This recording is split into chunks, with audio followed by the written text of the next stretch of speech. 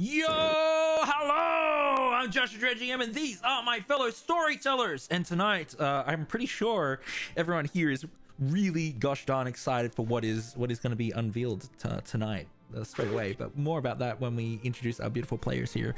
Hi, chat. How are you? Before we get too far into the introductions, massive thank you for Scrappy the Goblin for being here for 3 months. Got a gifted sub from Bloody as well. We love you guys so very much. All right. JP, please introduce yourself. Hello, I am JP. In this campaign, I play Benedict, the elderly human warlock of the group, who, since getting his new job promotion-related powers, has used them entirely to antagonize Sylphie in a big old group job interview. So, sucks to be Sylphie at the current point in time. If you like dots and lines, by God, if you like an unholy amalgamation of the two, feel free to check down Instagram above my head, hops_dots_stuff. Hell yeah. Yeah, unfortunately, Ra is not with us tonight. Ra is just a little under the weather, but that we hope Ra gets well soon. All the love and kisses to Ra. Please feel better ASAP. Trent! Hello everyone, I am Trent. I play Orin, a gnome wizard. I am a Monday night exclusive, and you'll only find me here because, well, Josh won't let me go anywhere else, basically. Hey, you can come join us on Thursday for Dungeon of the Mad Mage. There's still spots available. So you say that, but in private you're like, you're not going anywhere. So. It's all a show. That's exactly right. All right. Hello, I'm Em, and tonight I will be playing Ridley, who is a blonde... Oh, I didn't mean to say blonde. I meant to say bard. Hexblade Warlock and Paladin. I never get it right. Yeah, and I draw most of the art for the stream. That's my Instagram. If you like it, check it out. Hells yeah. And Elle. That's me. Hey everyone. I have missed everyone. Even though it's only been a week, I've been crazy excited about this session tonight. If you like anime and if you like cosplay, feel free to follow me at symbol.of.peach. And tonight I am playing Sylphie, the pink-haired gnome cleric of the party, who is up for sainthood, which is pretty crazy. She is rather nervous, rather excited, and yeah. Hells yeah. I think we're gonna get this game started, but first let's get one of those awesome, epic, out of this world, awesome, super duper fragilistic, expialidocious red cap recaps. Go. Alright, so this one is going to be pretty short because last week, what did we do? The party engaged in some magnificent PvP. Benedict siding with the enemies as he joined the Council of the Avatars to grill the rest of the party, sending questions down upon the Sylphie, who was like, I'm scared, I don't want to be inside, I do want to be a saint, but I'm very nervous about being a saint. Anyway, Sylphie was hella nervous, something that Benedict made sure to make sure everyone else knew by asking, hey, you nervous? And she was like, yes. And he was like, cool. Good view. So after Sylphie got the absolute shit grilled out of her by the Avatar of the Eighth, those that thought they escaped then didn't. Ridley, Orin, Jang also had to come before the avatars of the gods and had to answer some more questions. We were like, so Sylphie done some shit, and Orin was like, a bit, and we we're like, she done a bit. It's like, yeah. Anyway, so yeah, PvP was fun, questions were asked, and a decision was supposedly reached after Sylphie had been let out of the big old question hall. She was like, I'm so nervous, I feel like I've just taken a big old test, and the rest of the party came out to comfort her, and they're like, how you doing? She was like, I feel like I've just taken a big old test, and then she was summoned back into the room, and they were like, the council has made their decision. They have decided, and then we got hit with a cliffhanger. Boom! Get it! Yeah. Cliffhanger! Oh goodness. What a cliffhanger too. Hells yeah. That was one of the most controversial cliffhangers you've done on stream. Yeah. How much, who was here for the cliffhanger? Because I watched it just before we jumped in, and I saw everyone's reaction on stream, and I was like, oh boy, everyone like jumped out of their chairs. I just slowly face palmed and was like, I knew this was coming, but it still hurt. Oh man. I said it last week and I'll say it again. I only did it out of respect of the player, the story, and handling it properly instead of rushing it. Yep. So that's... And to make my heart beat crazy for the next 7 days. Yay! Alrighty. So before we jump, yeah, go ahead. I'd just like to jump on this real quick to thank Sir Terrace. Pick up the dice. And I love them. They've got skulls and glitter, and they're incredible. Hells yeah.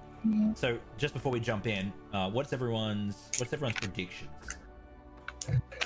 Are we doing a chat bet prediction? I'm gonna do that now. Yeah, I'm gonna do a quick one Oh now. gosh. Being the sheep that I am, I'll wait till people vote and go for the popular vote.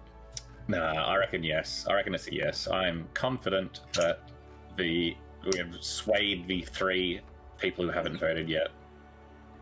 I'm gonna go with the optimistic side as well. Yes.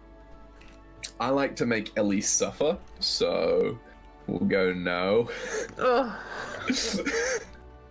Wounded. that's cruel. I'm just so nice to people. Okay? Just because you're an avatar now doesn't mean I can't kick your ass. That's This is true. true. This is true.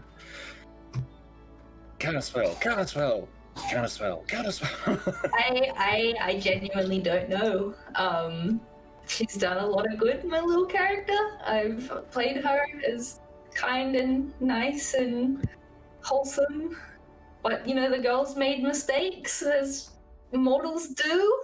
So there's big questions. Definitely came back and bitter. I'm hoping my answers were solid. Or I hope Sylvie hopes that her answers were solid. She believes that if she becomes a saint, she can do a lot more good in the world. But yeah, I genuinely, I can't answer. I do not know. She studied for the test. Ellie studied for the test. But it's up to fate now. Oh, wow. And what does fate think, Josh? We're gonna find out. We are gonna find out. Did you end up watching the session back? How do you think your answers were? Yeah, so the next day, literally, I rewatched the VOD. Oh no. I feel I happy. don't know how to make the poll come back. I'm sorry. I'm just gonna mute myself while I figure out how to undo that. She voted no. I think you only voted 10 though. Yeah, no, I said this to the players after I left it and I rewatched it, and I feel like I did the best I could, and I wouldn't have changed other than the flipping paper, which now watching back I am so sorry about it. I wouldn't have changed what she said. I gave it the best I could, and however the chips may fall is how it goes. I did the best I could. All right. Well, we're gonna do the thing, and then we're gonna find out. So, if you can now vote on whether you think that Sylphie will become a saint or not, and you can put channel points down, and the winners of whatever the determination is will end up getting rewarded the opposition's points. But it's looking like it's favorable towards a yes. So Ooh. that's hopeful. All right, here we I'm go. nervous now. I thought we'd just go straight in, we'd get the answer, and then I'd process for the next 20 minutes. All right, here we go.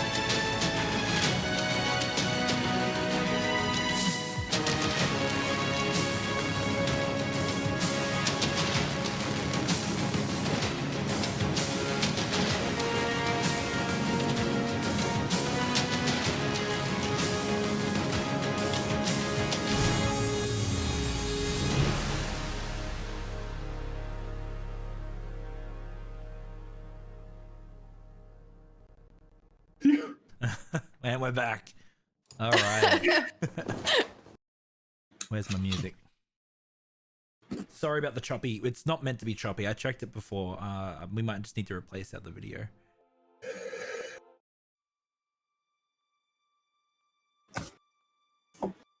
Is this a dope one? Yeah.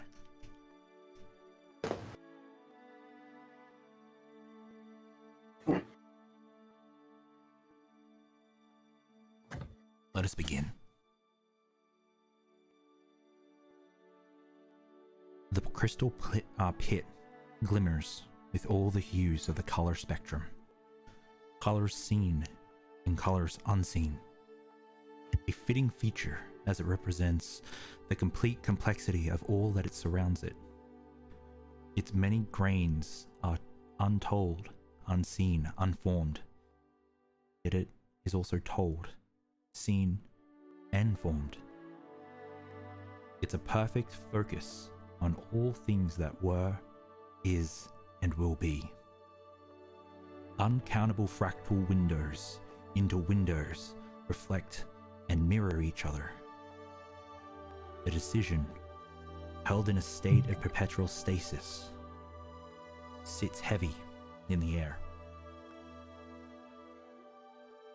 Sophie, the council has decided. Are you ready for your verdict? Yes.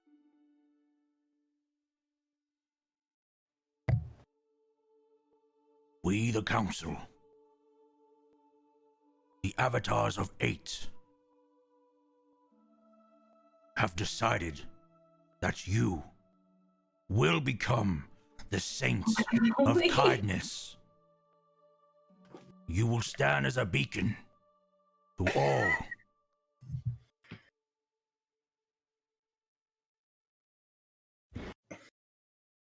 Give me a minute to process this.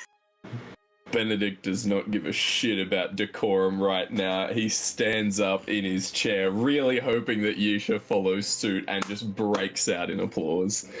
Just like the most excited, furious golf clap you have ever seen. Oren takes a more tame approach, and he just kind of looks at all of the avatars, including Benedict, and just kind of nods, and you just see him pull out a little gentle sort of clap. He's very tame in his celebration. He's containing it. Ridley flashes a huge, toothy, bright grin, and then just 2 thumbs up. Sylphie takes a moment. She is almost in what I'm doing at the moment, which is in a state of euphoria, I guess is one word for it. Her face is expressionless for a second as her eyes begin to well up. She runs her ungauntleted hand on her neck and then down her arm over her gauntlet, and she smiles. Taking a moment, she looks up each to every of the avatars, her little grin getting bigger as she reaches Benedict and Yusha. What other avatars, how are they holding themselves, if I may ask? All look on with a pride all look on with an expression of pride. The only one that holds a stoic or stern expression is Kalidar. You probably can tell that it was a very close call. Even Hano and Sabana, they do have a prideful look on their face. However, they are also quite reserved. In seeing these expressions, you wait for something else to be said. Clavel will look to the other avatars and lean forward. There is, however, one thing that you must do. She looks up, listening. We have decided that before you are made saints, you will walk in the Mother's Loom and bask in its flames. It is a dangerous feat, however. It will ascend you.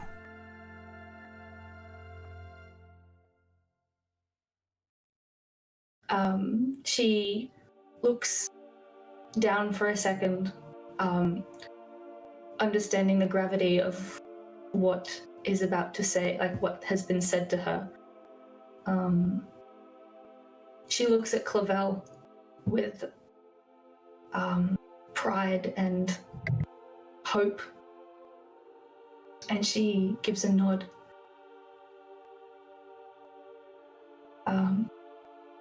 I honestly see her as speechless at the moment, so if anyone wants to jump in this moment, that's... Kaladar will lean forward. You understand the danger that this imposes, yes? If you walk through the flame, there is a chance that you may not return. If you truly want sainthood, then you must not run. The choice is yours. Listen to Kaladar, Sylphie, and consider well. For when you walk through the flame, you will live untold lifetimes. You will see many things. If you are not prepared, you will lose yourself there and become one with the Mother's flame.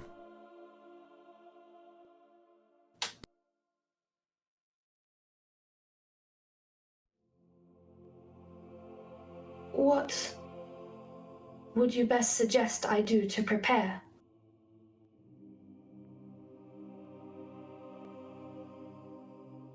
They all look to each other.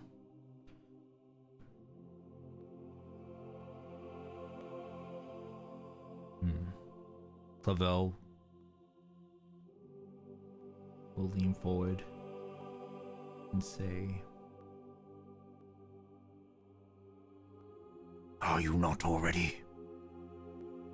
Do you find yourself not ready?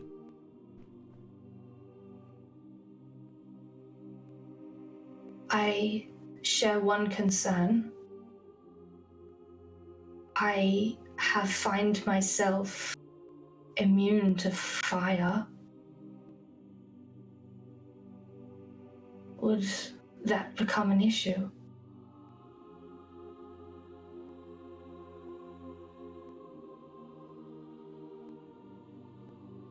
Clavel will say, No. Then I am For ready. the Mother's flame burns brighter than any fire. Then I am ready to take this test. Good. We will give you time to spend with your loved ones and your companions to celebrate this monumentous occasion. When you are ready, you will walk through the Mother's flame, and if you return, you will come back changed. You will come back sainted. You will come back a beacon of kindness. And you will stand tall and proud. The echelon of those who have come before you, who have earned sainthood, like your companion, Corbel, the angel saint. Oh, I love that.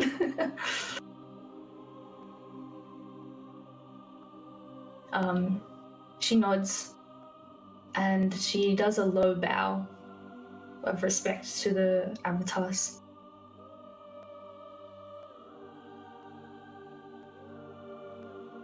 When you are ready,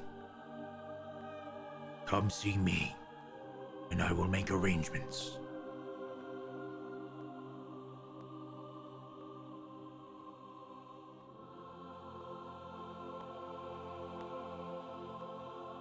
All right. You're given your leave. You still have, you can still interact with this scene or the characters therein. However, if you are ready, we can move on to the next scene. I just very much imagine Sylphie kind of like struck in the face with like, holy moly. She's mostly just, she bows low, and then when given the respectful moment to leave, she will.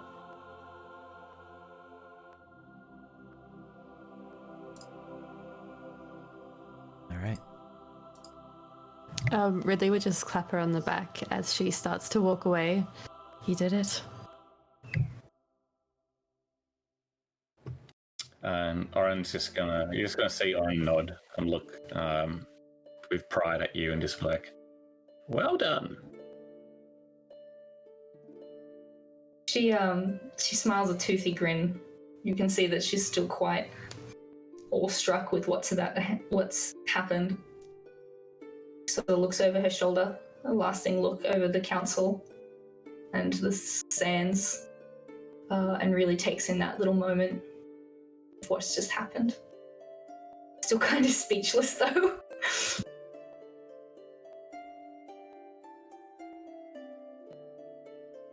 This doesn't mean we have to start bowing now, does it? Well, I don't know about you, but I'm not gonna be bowing. Just checking.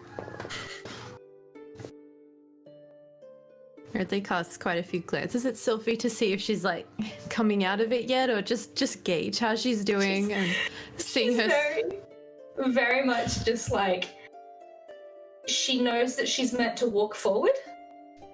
Only when you guys walk forward, though, she's sort of in a bit of a shock, if you will, or like a daze. Realizing that people are starting to stare at her, she kind of looks up, shaking herself out of it, and says, "I'm pretty hungry. I have some lamingtons back in. Would you guys eat some? Okay." And then she's gonna sort of keep walking a little bit. As the gang kind of exit the chamber, Benedict looks towards the other avatars. Is there any other business that needs to be attended to, or am I may I be excused? There is. Kaladar looks at you. Fuck. The doors close. Sabana is the first to start. We have to decide what we are going to do with Lord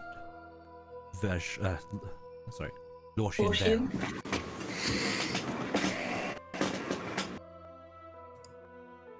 As the avatar of death,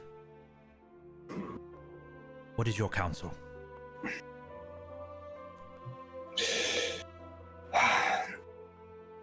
I'd say as he's brought considerable misery to countless and untold misery to gods know how many more. I feel that while it may be cruel, that he should remain imprisoned for the remainder of his lifespan. I believe he is currently bound in dimensional shackles of the Introdex design. I believe it should stay that way. You do not wish to bring him death.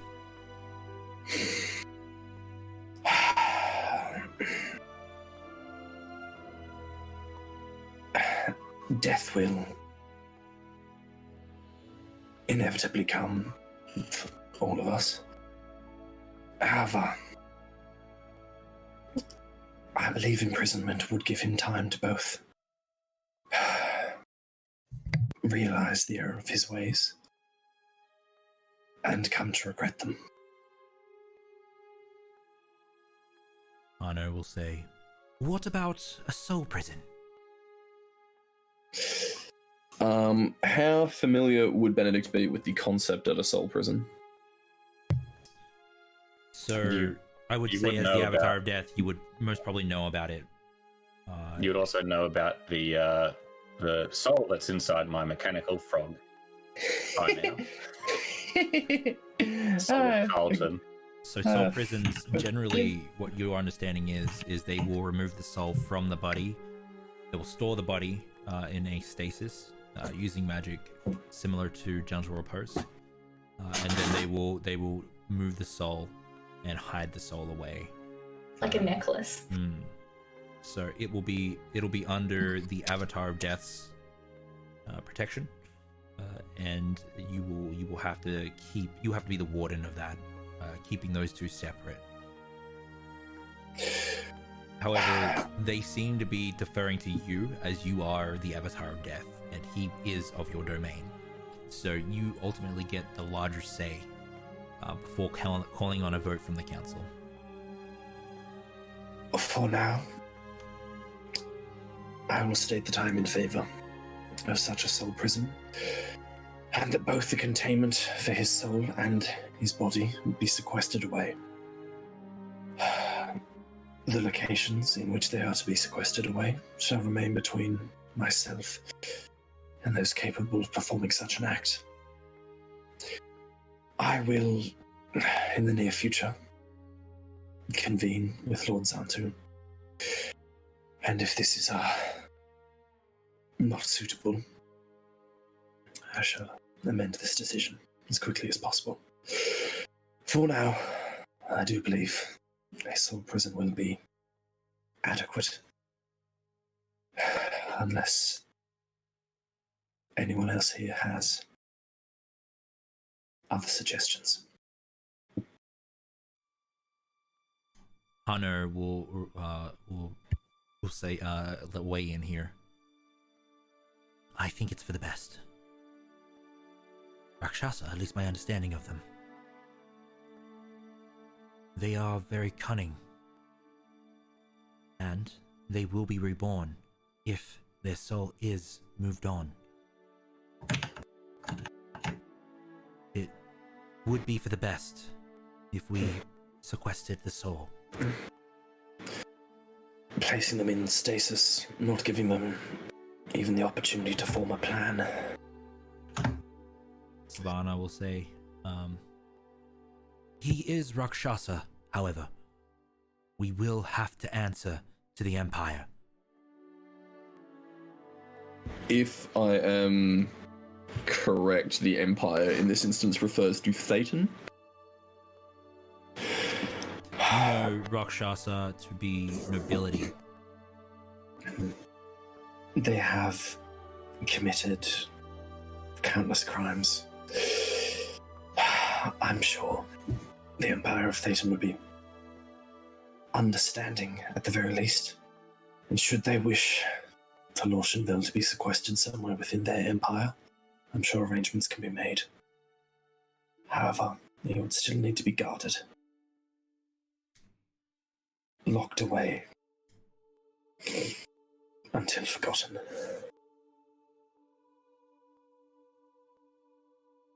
Kaladar will say, Is it wise? Think, can we really take on the Empire if they chose to attack? Under the precedence of us holding one of their kin?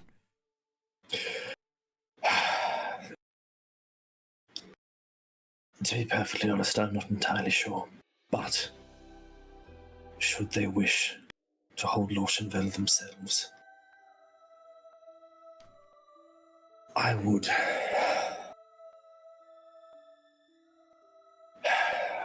recommend that we allow them to, under strict treaty, as a sign of good faith and good fortune and, well,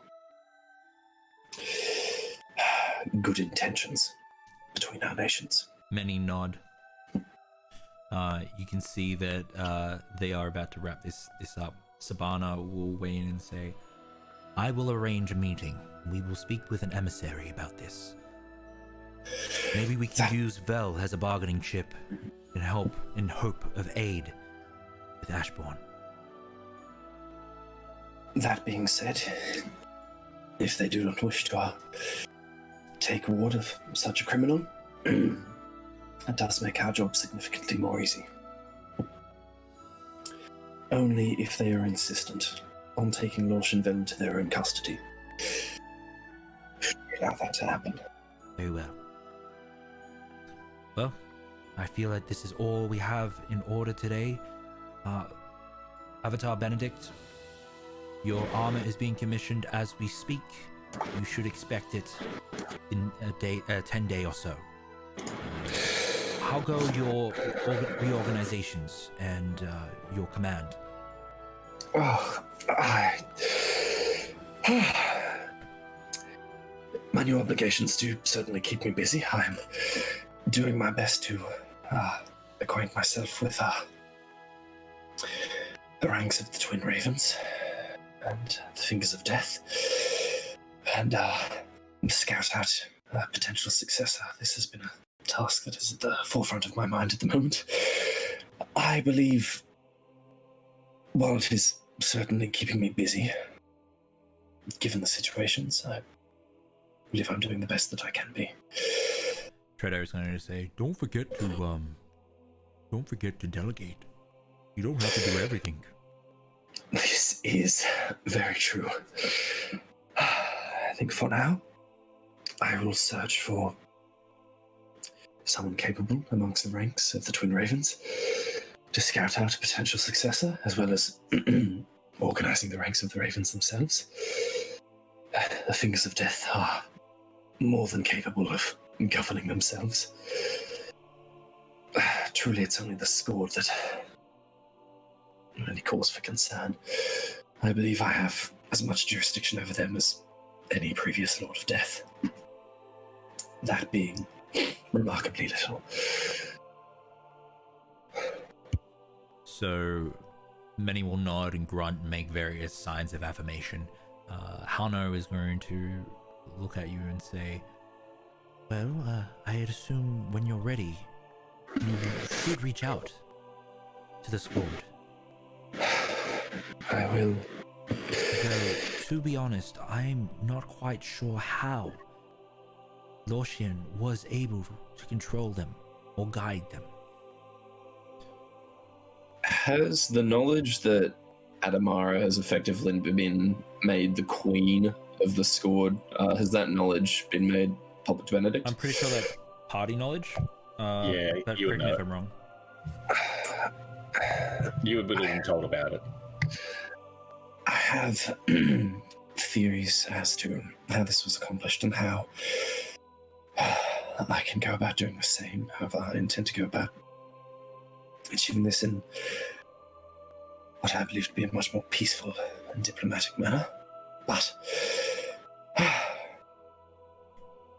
have my plans.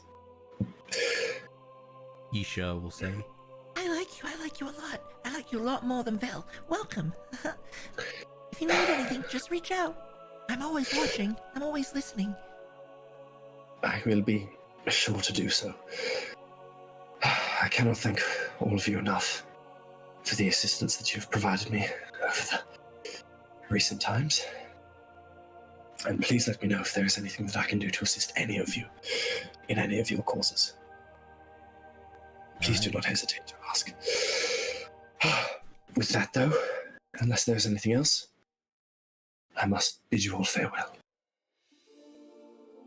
most nod and seem to be okay with the situation. The only one that didn't add to the conversation was Medius, but you can see that Medius was in his own thoughts, listening to everyone, just watching from the outside. Really didn't have anything to add to it. All right.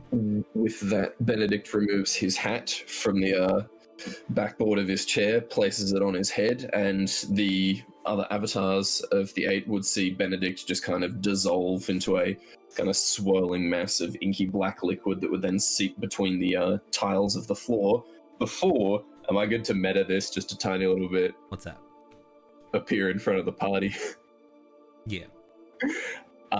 Seeping out from the gaps in the stone walkways, you would see this black inky substance kind of leak out in a very meager amount at first before coalescing into Benedict's large black broad-brimmed hat that then begins to spin, still not entirely solid as it rises and Benedict's form pops out of the stonework. Congratulations. Sylphie is so in her own world that she wouldn't notice until she's already just ran into you.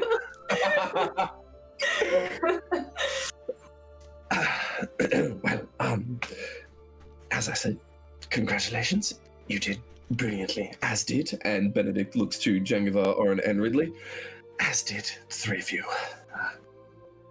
Your answers, believe me, played no small part in convincing the AEST to allow. Sylphie just, like she's already kind of right next to Benedict, reaches out and just hugs him, like wraps her arms around his leg. You can see that her eyes are welling up again as sort of tears start to roll down her face, and then she clenches her fist and then sort of like thumps them onto your thigh. Ow. And then just goes into another hug. I suppose I deserve that. And he'll lean down, just kind of like legs together because they're being hugged, and just kind of lean down, bending from the hips, and give you a little pat on the head. I don't know what to say. I have a chance to do so much with this, and I will not mess it up. And she just keeps hugging you. I am glad to hear it. And as the hug continues, Benedict looks down to his legs, not really being able to walk anywhere. Looks to Jang, Oren, and Ridley, and just kind of. So, I think we were hungry. We were. I believe we're going to get lamingtons. Isn't that right, Sylphie? She sort of like wipes her eye again, trying to keep it together. And she's like, yeah, Ridley's really hungry, and so we're gonna get him some food. May I please roll insight on that? A 10 on deception. Okie dokie, terrace dice. Let's see how we go. You see, Oren a little too at that. I've most definitely beaten that, as my insight is more than just 1. It's 2, in fact. That is an 11 on insight. You can tell pretty much straight away that Sylphie has no idea what words are coming out of her mouth. She's just so shocked. She's just barely scraping by with answers at the moment. She's just filled with shock. Benedict rolls his eyes. Yes, well, Ridley looks positively famished. Shall we, then? He just kind of flashes Ridley these young'uns. Ridley will tap Sylphie on the back again. Before I waste away, you know?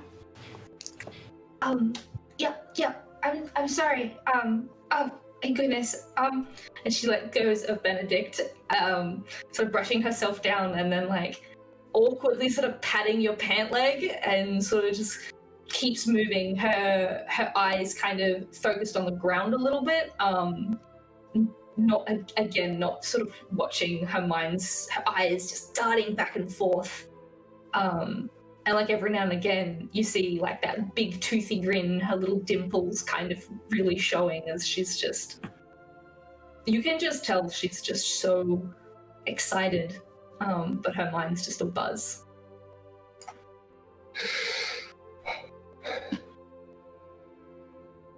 All right. By 2 guys. Lamingtons. Yeah, the Lamingtons were prepared in Benedict's home, I believe, if I'm correct, Ellie? Well, Sylvie doesn't exactly have a kitchen to cook in, so yeah, I assume, unless we've got like, I also imagine her having like a stash of Lamingtons in like the common area where we've been sitting. Like she's just been gorging on them. You've got a wizard, you don't need a kitchen. Yeah, I can produce everything you need. you got fire? I got fire. You want electricity? I got electricity. You want ice? I got ice. Unless she's directed anywhere, Sylvie is essentially heading to the common rooms at the very least to sit on the big chairs. Unless someone says that we're going somewhere else, that's where her head is. I'm happy to follow to the common room. Yeah. Common room it is, and it is a buzz with the family of Benedict. You can see that they are currently taking meals themselves. Off in the corner, you can see Frusker and Ash sitting at a table, talking and just having a good old laugh.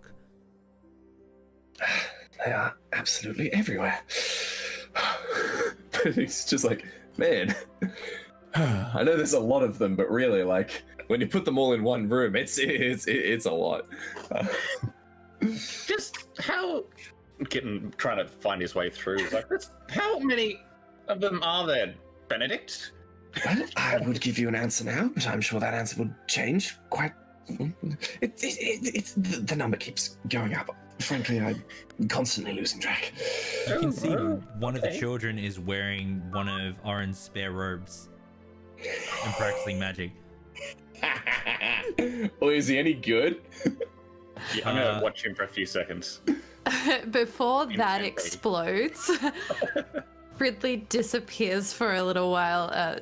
What is it, like 20-minute turnaround to change out of the ceremonial armor, and comes back in his regular golden tarnished silver, more fitted armor. Just slacks and a hoodie. Pretty much. Not at all. They're very elaborate and like huge motions that have no connection to magic or semantics at all. You can see the other children are laughing and running away from this one as this one practices casting spells. Righto. Do you have anyone in mind for this one, Benedict? The only name that really came to mind was Alexis. Alexis it is. How much do you like Alexis? Well, he's family, so a lot. What does Alexis look like? Alexis is quite young, being a child, probably in the 10 to 11 range. He's still got quite like light fair hair. He's a little bit on the skinny side. He does legitimately hope to get into magic because he's not as big as his big brother. But yeah, he's got kind of. His parents would try and clean it up at the start of the day, but being a kid, his hair is absolute mess, and just under the robes, he's probably just in very simple shoes, pants, shirt. You see Alexis run over and take a bread roll and firebolt. Whiffs it with one of the other children. Ow! Alexis, Benedict kind of the other kids. Oren's gonna sneak his way around and come up behind Alexis. Yes. What? Fear me, the powerful and mighty Alexis, master of the arcane. What have I told you? 1, about throwing food, and 2, touching the belongings of other people. These robes. Would Benedict see Oren sneaking up behind Alexis? Yeah, I'm not there yet, but you'd see me starting to weave my way through the crowd by now. I'd be maybe a round or 2 away. And what is one sec. You know that these robes belong to a very powerful and fearsome wizard, one of the heroes of the descent. Do you not know this, Alexis? Do you not know whose robes you currently wear? And he's just occasionally glancing towards Oren, trying his best not to smile. Bear with me, I just need to go over one thing. Hold on. Alright, they're going to look up at you, and and they are going to look wide-eyed and fearful. Those are the robes of Oren Relnor. And just after he says that, Benedict, you're going to see Oren do a quick few hand gestures and eat a couple of hairs that he pulled out of a pouch. Oh, God. Suddenly, Oren triples in size. There in front of you. He is absolutely bulging with muscle now. He, think old, frail man. Still old, but no longer anywhere near frail. He is like a bulger with muscle. He's like an Arnold Schwarzenegger of the gnome world now. That's basically what he is. In his prime, I might add. Arnold Schwarzenegger in his prime. He is looking like that. He is, what? How tall am I normally? Like 3 feet or something? Yeah, I am now 9 feet tall. That's more for What is this? Now, what if the great-grandchildren take into calling you, by the way? Oh, man. Pop? Poppy? Oh, Grandpa? I like Pop. Pop? Yeah. Just for Protect your me, own. Pop! There's nothing I can do. You banged the wizard. He's right behind you. Did he turn around? Help! Yeah, it turns around. They start I running. just go down to him and go, Oh!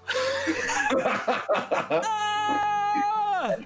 Does he run away or? Yeah, it starts running. I pluck the robes off him, so I just kind of grab them by the shoulders, lift them up over the top of him. Yeah. Switch out. As please. they run, they can. You go ahead. Good wizard. Is there anything we can do to quell your anger? To spare my great-great-grandchild? Perhaps. I'll shake out my robes. Please, Alexis, the robes. Give them back to him. Post haste. I do like that this kid probably isn't putting together that these robes couldn't fit on these giant wizards. They start weaseling out of the robes, and then as they do, they're gonna say, "Quick, we need catapults! Catapults now!" And you can see Alexis run over and then look to the other children. They all grab whatever they can and they start throwing them It's towards futile! Flee! Flee! They throw one volley, and then it starts to collide and hit against Oren, and then they start fleeing and running. It bounces off me. It's not say it hits me in the chest, it just kind of hits me and bounces. I just kind of look down at it and go, "Is that Tell your parents." What was that, sir? I just go, "Is that all you've got?" Run to your parents and tell them what you've done. Take a few steps and reach out to them and go, "Ah." You see all the children run to their parents, giggling. In the background, Ridley is there with like a little tea-sized plate, munching on a lamington. He looks at Oren, looks down. What's in these lamingtons? I think you're muted, Ellie. I said it's just sugar, it's barely a Lamington. I can imagine during when we baked them, Benedict is like, now 2 cups of sugar, and then they're like heaped by Sylphie, and then as he was turning around, she put another one in. You see Oren reach down and grab a lantern and just take a bite of it. And like a few seconds after taking a bite, he starts shrinking back down to normal Oren size. A balloon deflating noise. Yeah. Sure, why not? Why not? It can be a part of a spell now.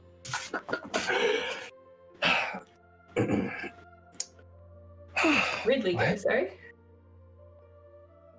You said Ridley went off? Mm-hmm. Oh, Ridley is back after changing into their armor. So Oh, changing that's out right. and then into their armor. Yeah. Well, I don't think that'll happen again, Benedict.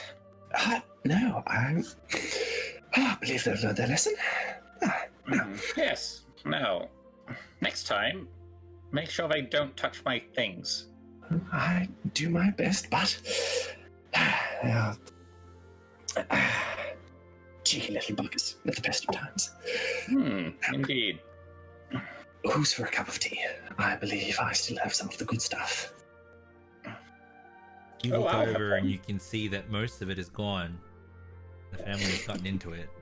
Ah, and that would have been the adults too. Ah.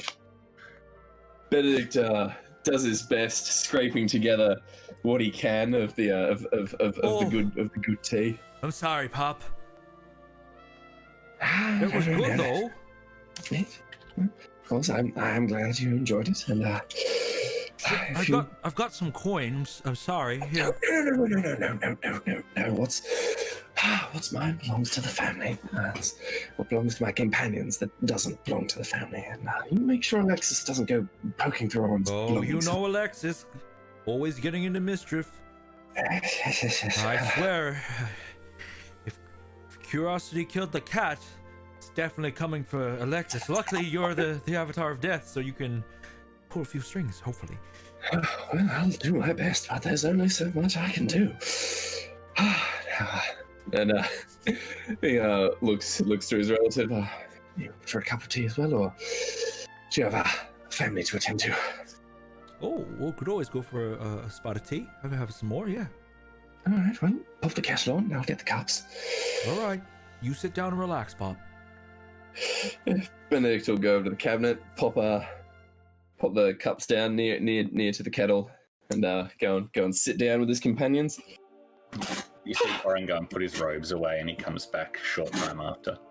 And he also locks the door to his room. Magically. Mistake number one. Just arcane lock. Yeah. All right, you guys sit down amongst the chaos of Benedict's family. Sophie is A loving Like it. chaos, by the way. Go ahead, Sophie. during the absolute chaos. She's still kind of in her own thoughts. She goes over to the table, barely looking, just grabs a piece, like a plate of food, briefly looks around, and then she makes her way over towards, if there's a free seat, she'll take that. If not, it's literally just wherever against the, she's gonna wallflower over towards the wall and just sit down and not eat it, but just put the plate on the ground and then just sort of really kind of take it in, takes a big breath. On getting offered tea, she requests for 2 cups. Well, she doesn't even say anything. She just shakily holds her hand up for 2 and then puts it back down again.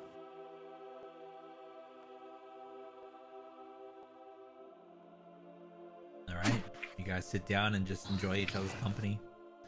Oh, just before settling in, like Ridley finds Ash and just gently sort of pulls him in, ruffles his hair, gives him a kiss, and then heads to the table. Hey, Dad. You being good? Yeah, Fruska's teaching me heaps of things. Good. Benedict raises an eyebrow of concern at that statement. Shit, he's gonna know vicious mockery or some shit. You didn't help Alexis get into Oren's things, did you? Oh, no, Dad, I wouldn't do that. Good boy. He like gives him a fist to bump. Oh, Ridley's a cool dad. Ash knocks on it. So it's one of these. We'll go over it later. All right. Benedict is gonna approach Sylphie, who appears to be thoroughly out of it at the moment, sit down next to her, probably in a chair next to her, because he said, was Sylphie sitting in one of the chairs or on the ground? How many of your family members have taken the chairs? If there's no space, she's just literally going to find a wall to sit on. I think enough of the children would have been scared away that there'd be vacant chairs. Benedict's gonna get his cane and give her a little poke on the foot. She jumps. Are you? Oh, is there and something that I can help? Benedict? Sorry. Your mind appears to be elsewhere at the moment. You quite Yeah. right. All right. I'm. And she takes the 2 cups of tea. I was gonna talk to Lyneth and tell her. And I'm so excited. And my mind just keeps playing over what's just happened. I could do so many things, Benedict. And I have no doubt that they will be great things. For what it's worth, I am proud of what you've accomplished. I'm eager to see what you do in the future. I don't know what to say. And she sort of looks down at the gauntlet. Like you see her little hand kind of hold a fist. I wouldn't be here if not for so many people. No doubt you wouldn't be the person that you are now without those people. But the things that you did for them, that they did for you, have shaped you into the beacon of hope that you've become. You know where I first heard that?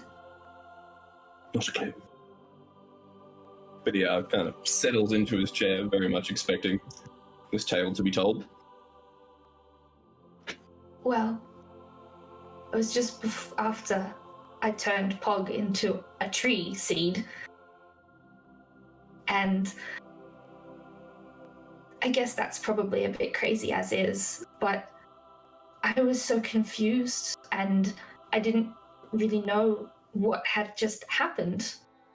Like, Revivify is a pretty simple spell, and I'd turn someone into a tree or a seed.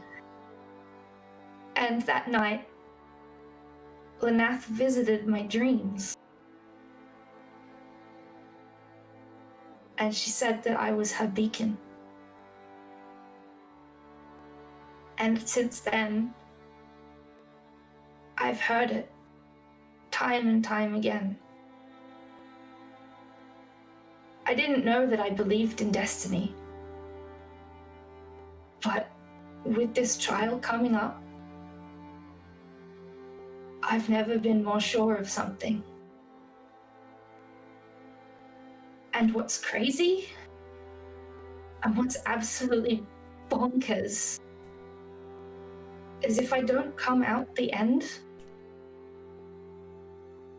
then I'll be with Lyneth.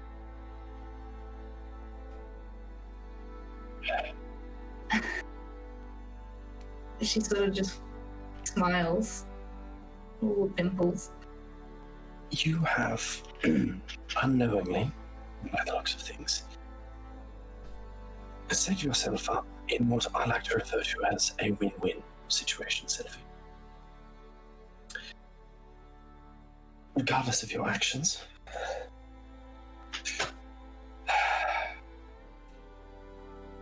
in the words of one far braver than I, good things are coming.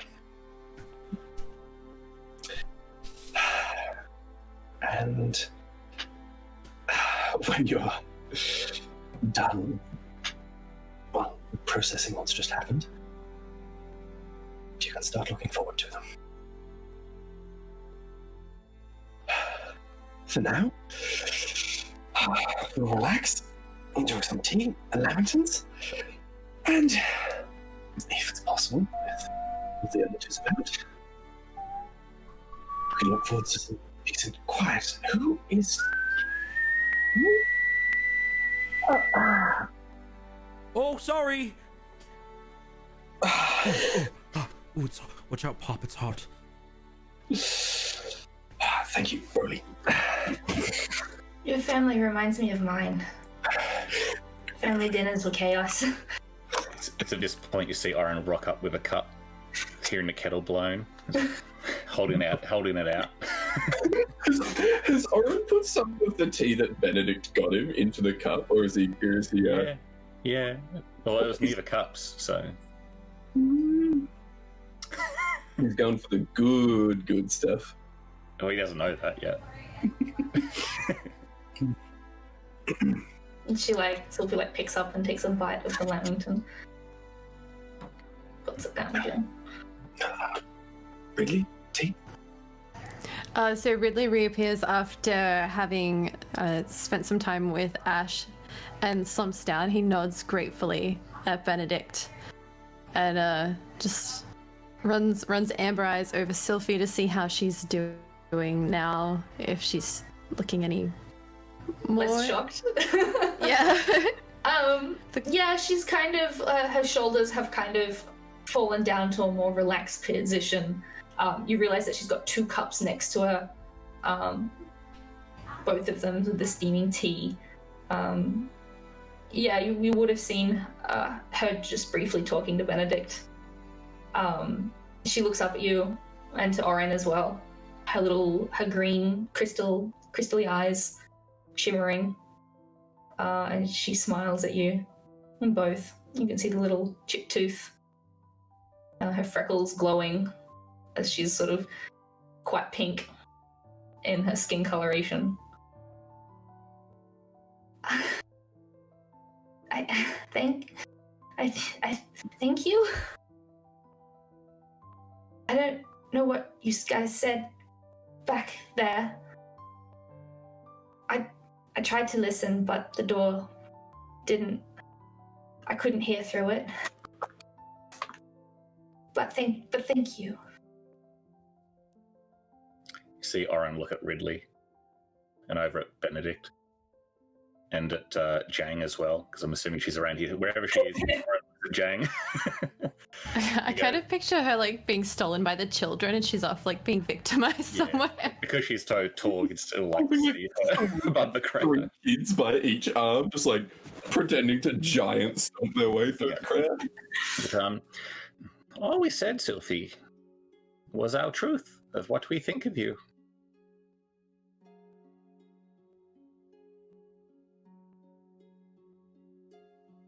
She doesn't know what to say. Kind of lets out a smile, a heavy breath, like a half laugh almost. Crazy to think that only a few months ago we met. Feels like a lifetime's has come and gone. We have gone through a lot. Even Benedict and Ridley here and Jang we've all gone through a lot very recently as well. As you guys speak about all this, memories of the past play along the surface of steaming tea. You find yourself both relieved as you look back at all you've achieved and what is to come. Good things are definitely coming. I think this moment deserves something special. Wendy's just gonna look around the room, make sure there are no kids about. Oh, they're everywhere. You actually look around, you can see that one's actually got their hand and they've got it deep in your pocket and they're holding a handful of candies and they look up at you. Bloody Alexis. Benedict is gonna grab them by the wrist. All right, you. I've got a very special job for you. And he Okay, Pop. pulls their hand out of his pocket. Did they take the bag of candies in their hand? Yeah, they haven't let go. This is definitely one of the more roguish children. You take that. You get all of your cousins, all of your second and third cousins, every single one of them. Your mother, your father, your aunts, your uncles, your great uncles, your grandparents. Yes, You Pop. take them all and give them each one of those candies. Where am I What? taking them, though? Let's take them all to the courtyard. Swiftly as possible. Pop's orders. Oh, all right. Hey everyone, Pop wants us to go out to the court. He gave me sweets to give everyone. Why do we have to leave for that? Why do we have to leave, Pop? Well, because I said so. Well, he has us Me, there. They all get My up and house. they start shuffling out. My house, my rules, respect your elders and whatnot. The littlest one comes up and it is a little boy with suspenders and little trousers as well. He looks up at you. Hey, Pop, can I take slippers? So what was that? Can I take slippers with me?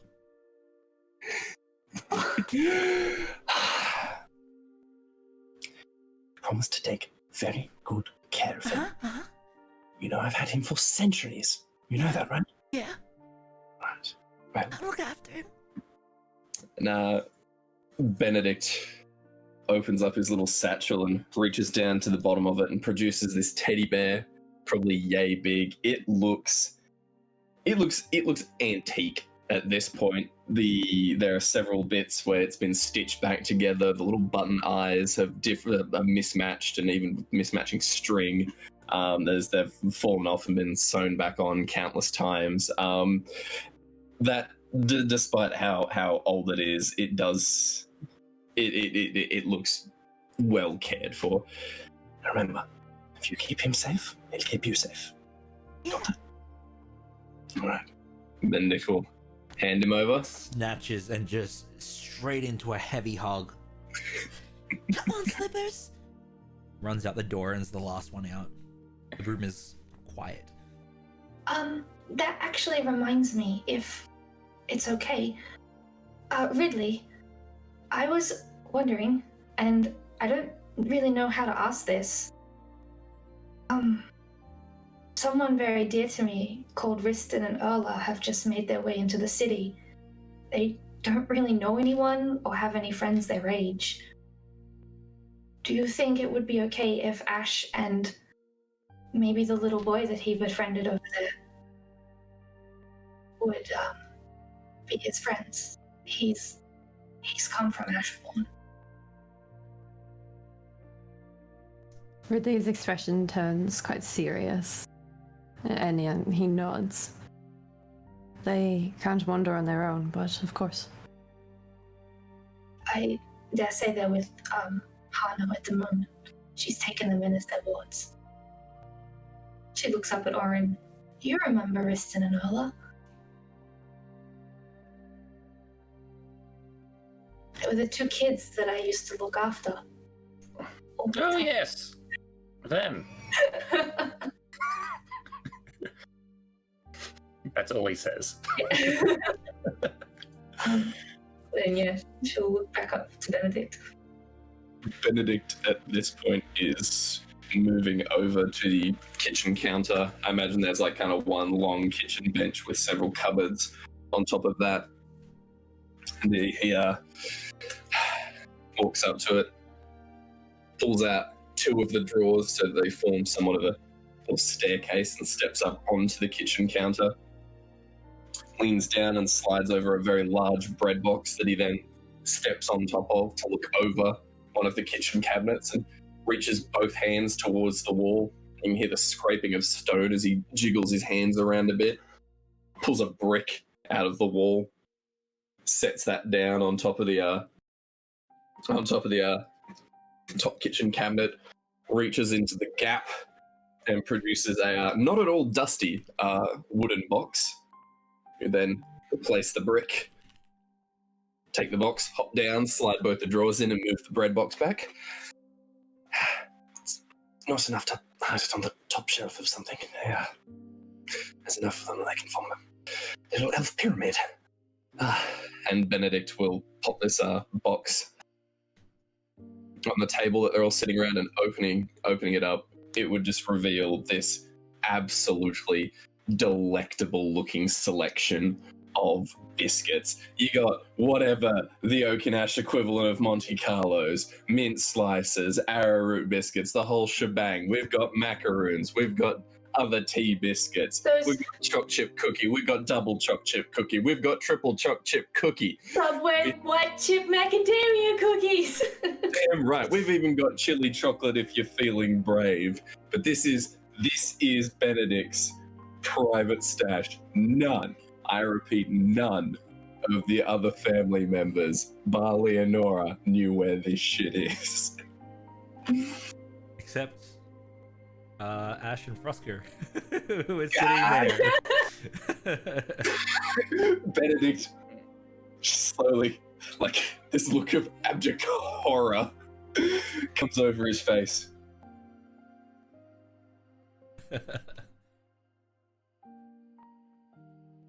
They both nod. He'll, like waddle over to them very quickly and hold out the box. It's like a dragon's horde. They are just. They look to each other. They look back down. They just. Froska would probably like recognize some of them as ones that Benedict has given as like a little addition to birthday gifts. Like, Thank you, Pop. And what of you, Ash? Again, keep this a secret. There's so many. Which one do you recommend? Absolutely every single one of them. You cannot make a wrong choice right now. Oh, okay. This is a selection refined and cultivated over centuries of cookie eating experience. The finest biscuits that Ash has to offer. Oh, this one. Which one does Ash pick up? I will leave that to Ridley. Oh, chip one. I'm picturing him going for the most colorful, interesting looking one. Yeah. The hundreds and thousands Smarties cookie. Yes. Yeah. The Yes, berry that cookie. makes me so happy. Oh, it's so Oh sweet. my, sorry. Good. Oh, it's just, there's a cafe nearby. I think it's a series of cookies that people do, but they call them unicorn poo. Yeah, I was thinking unicorn poo as well. Yeah. So, They seem very happy with their choices. They go thank you and go back to reading their book. Benedict will return to the table, place the box back down on it, You're going to have to move that hiding spot again. looks up to the chandelier.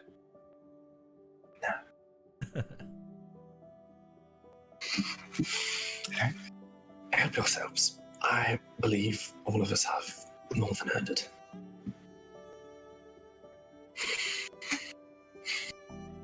don't mind if I do. It really just leans forward and picks up one of the colorful ones as well, and just munches. Sylvie picks up two. And then bites one. And then that one stays in her mouth as she picks up a third one. And then the third one goes onto the teacup that hasn't been sipped out of yet. And then now she's got another spare hand, so she'll go in for a fourth one. He gently, as she goes to eat one of them, he's like, that one you can use as a straw. he grabs one, bites the top, bites the bottom, and then pops it in his teacup and sips. You look down at Sylvie's teacup and it's predominantly sugar cubes, so they've just kind of been simmering away. It's practically just sugared water now.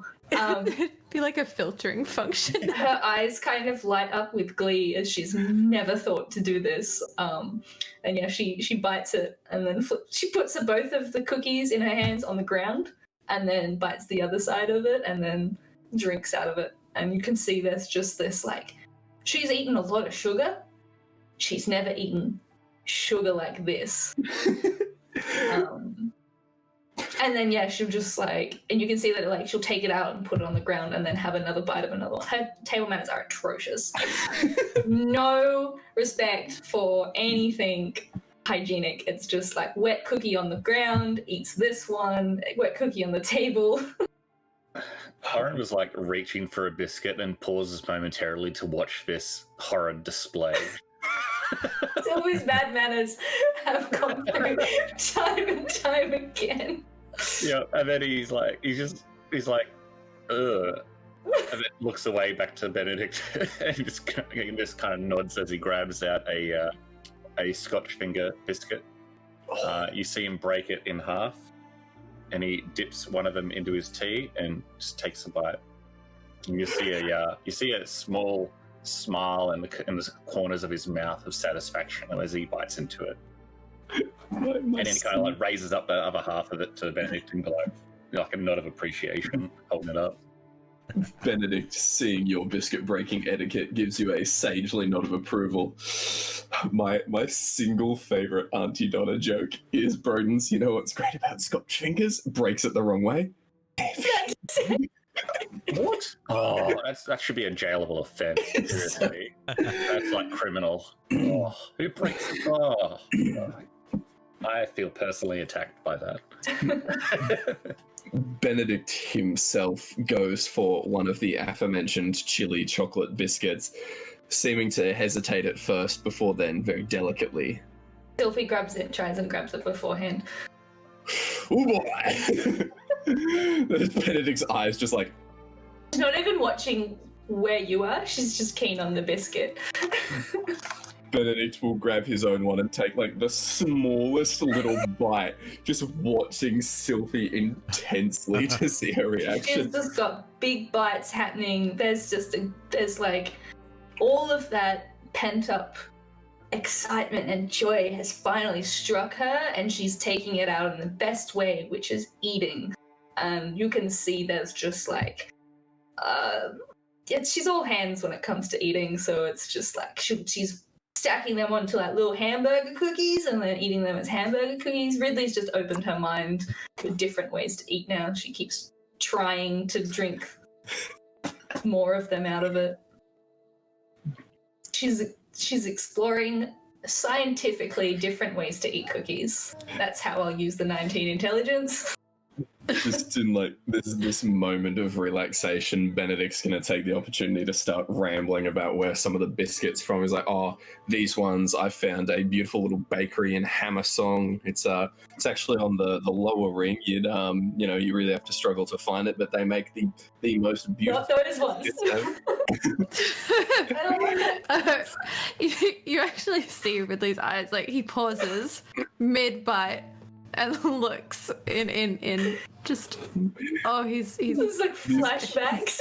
He gestures to the chili chocolate ones. I had to get those imported from Thetan. They are quite difficult to get.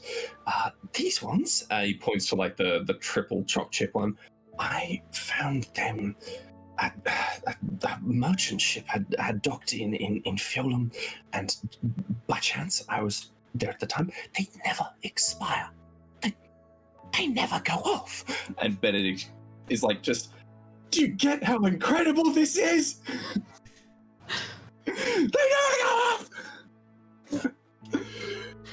But yeah, he's just rambling about all of these locations where he's found these biscuits and how he occasionally orders some. Like, I'm not gonna lie, I wish there was that sainthood for cookies.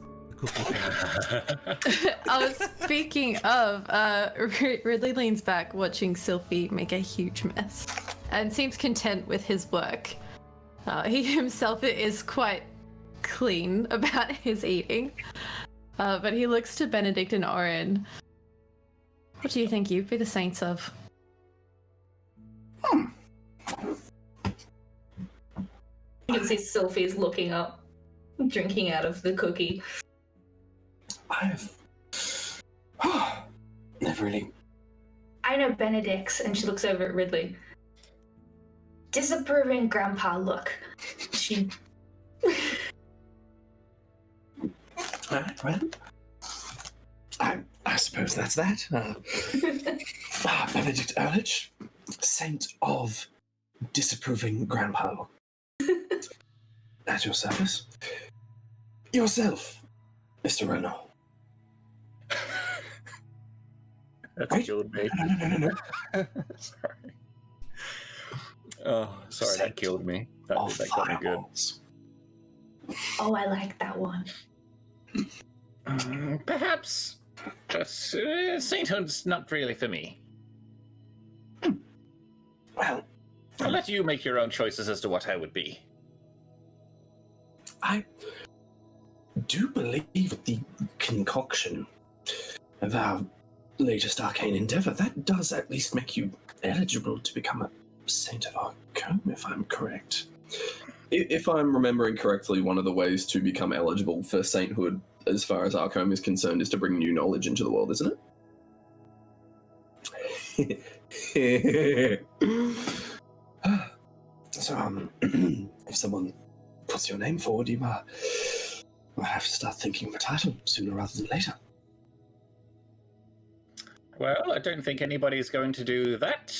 And he looks directly at you, Benedict. Benedict takes just kind of like in an attempt to, oh no, whatever could you be talking about? Takes a much larger bite of his his chili chocolate biscuit, and his eyes kind of a little bit, and you can just see this, one of them just starting to water a little bit as his face is slowly like flushing red. Sylvie runs and grabs the milk jug for you. Thank you. Benedict, not wanting to drink directly from the jug, looks at his teacup and... Ooh.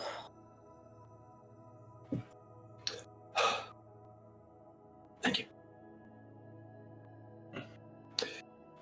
And, yourself? Mr. Chance? Ridley raises his eyebrows and sort of, and he like quirks his mouth up in a like a half smile. He's like, poor decisions, and he looks as though he's trying to pass it off as a joke, and it's pretty convincing, but with a high enough perception. Like he sort of just doesn't quite look at anyone, and then has a bite of another biscuit, drinks his tea. Yeah, I have a crack at this too. With my 11 insight, I'll see how I go. Oh, fuck. I believe you. I think I it's a rolled joke. 2. I definitely think it's a joke. 13. 13. So 13. You know, I'll roll deception and let's see where this lands. I haven't rolled the dice yet. Come on. Okay. Low. Really low. Oren does not really have a chance. Charisma, character. Is your deception like... It's plus 5. So Yeah, I'm probably gonna definitely think it's a joke there. yes, so that's a 17 naturally plus 5. So that's It's like, 22. it's hilarious. We all kind of giggle. Does Ridley have a cape on this outfit as well?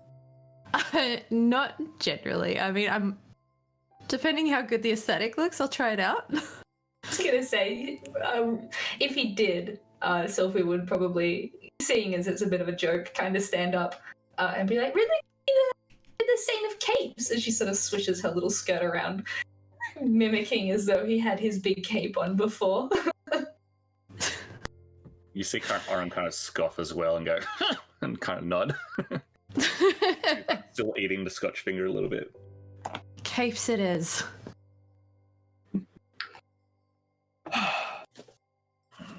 It's a good selection you've got here.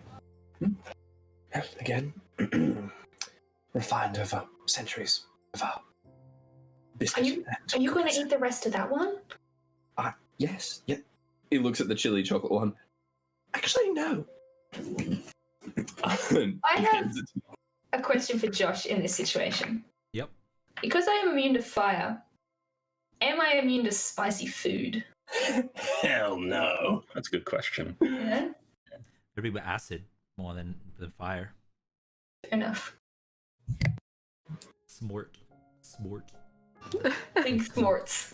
I picture Sophie being really arrogant about this too, like being like, yeah, chili, I'm immune to fire. I'm immune to fire. A little bit spicy, not even a little...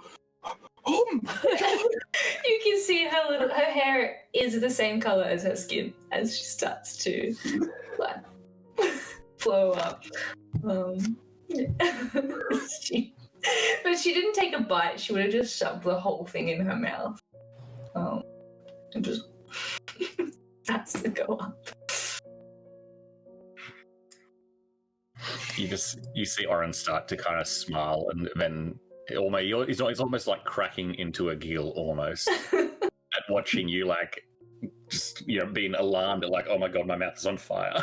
I forgot what burning feels like. This is the worst. This This is not sugar! Yeah. He's very amused right now watching you. She like takes a big gulp of it and just commits to eating it. And then her like tongue kind of goes out and you can see how red it is, and she's sort of just like panting, trying to like cool it down. Yeah, she's gonna reach over and grab the jug of milk and just tip the jug into her mouth and start drinking it. How much of it goes on your clothes?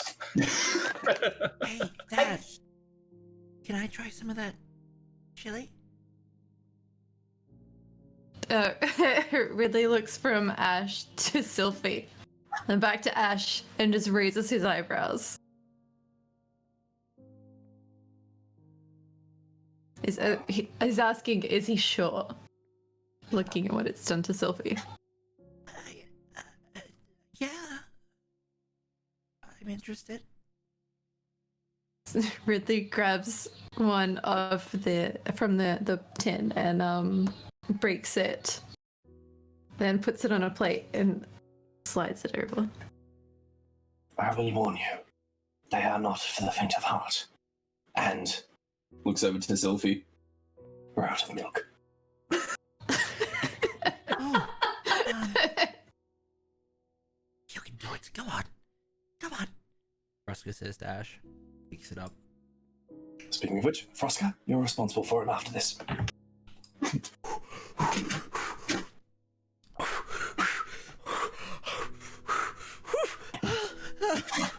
Bright The red. chilies. This guy is Ash is very pale, but he's bright red.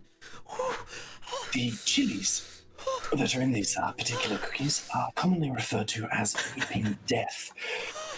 They are a black variety of chili, so named as the capsaicin within them seeps out from the skin itself, making them painful even to the touch. Can I cast Cure Wounds on him? Ash is going to go and try Ridley and was wipe gonna the offer him the tears rest of from his tea. eyes. He's going to try I'm and gonna- go wipe the tears from his eyes with the hand he picked the No, chili up don't with. touch my face! I would like to like hand out. Can I try to intervene here? Give me a dex saving throw.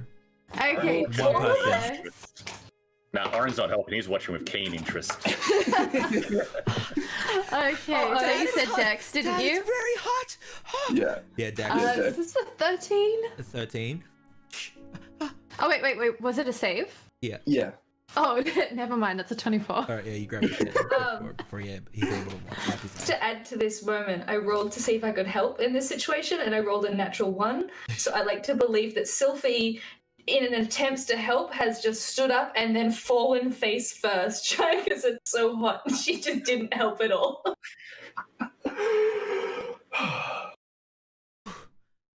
Why have you got my hand, Dad? You never, ever, ever touch your eyes when you've had any kind of spice. Just. Rule 1. Ben's right. Okay. You okay?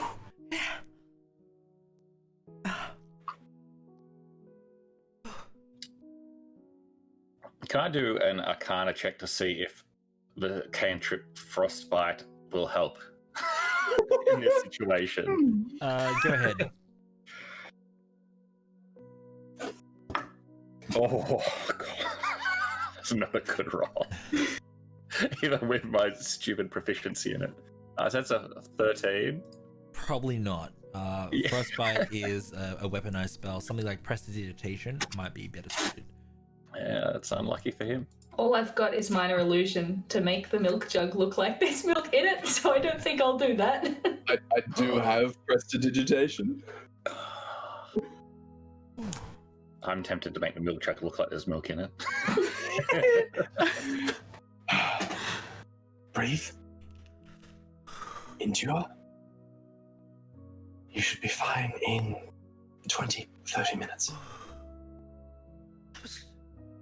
That was great. I feel alive.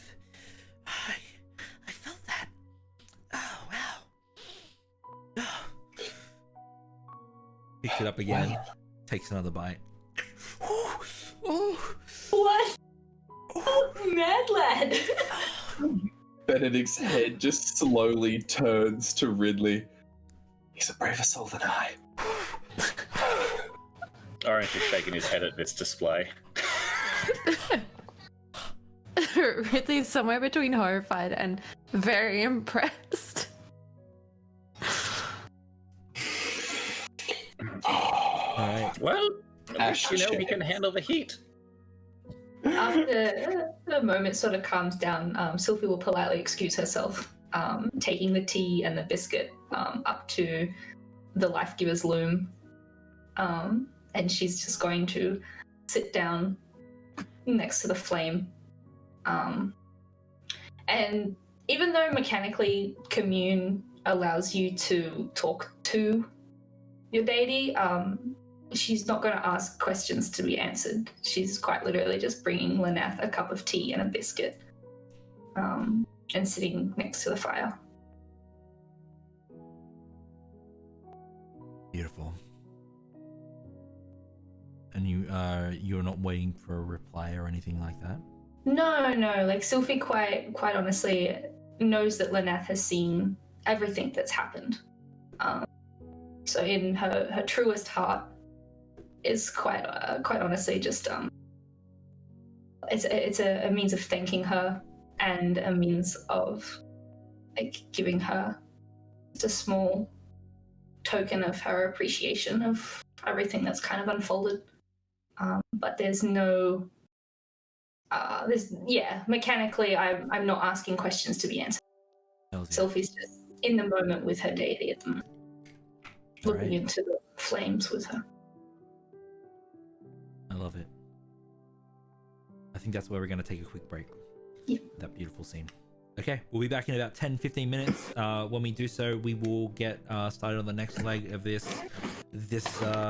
session. Will there be cookies? Most probably. Will there be cups of tea? I will definitely have tea and biscuits. So I'm excited. I've got to eat dinner. Stick around because we've still got more to tell. All right. Yeah.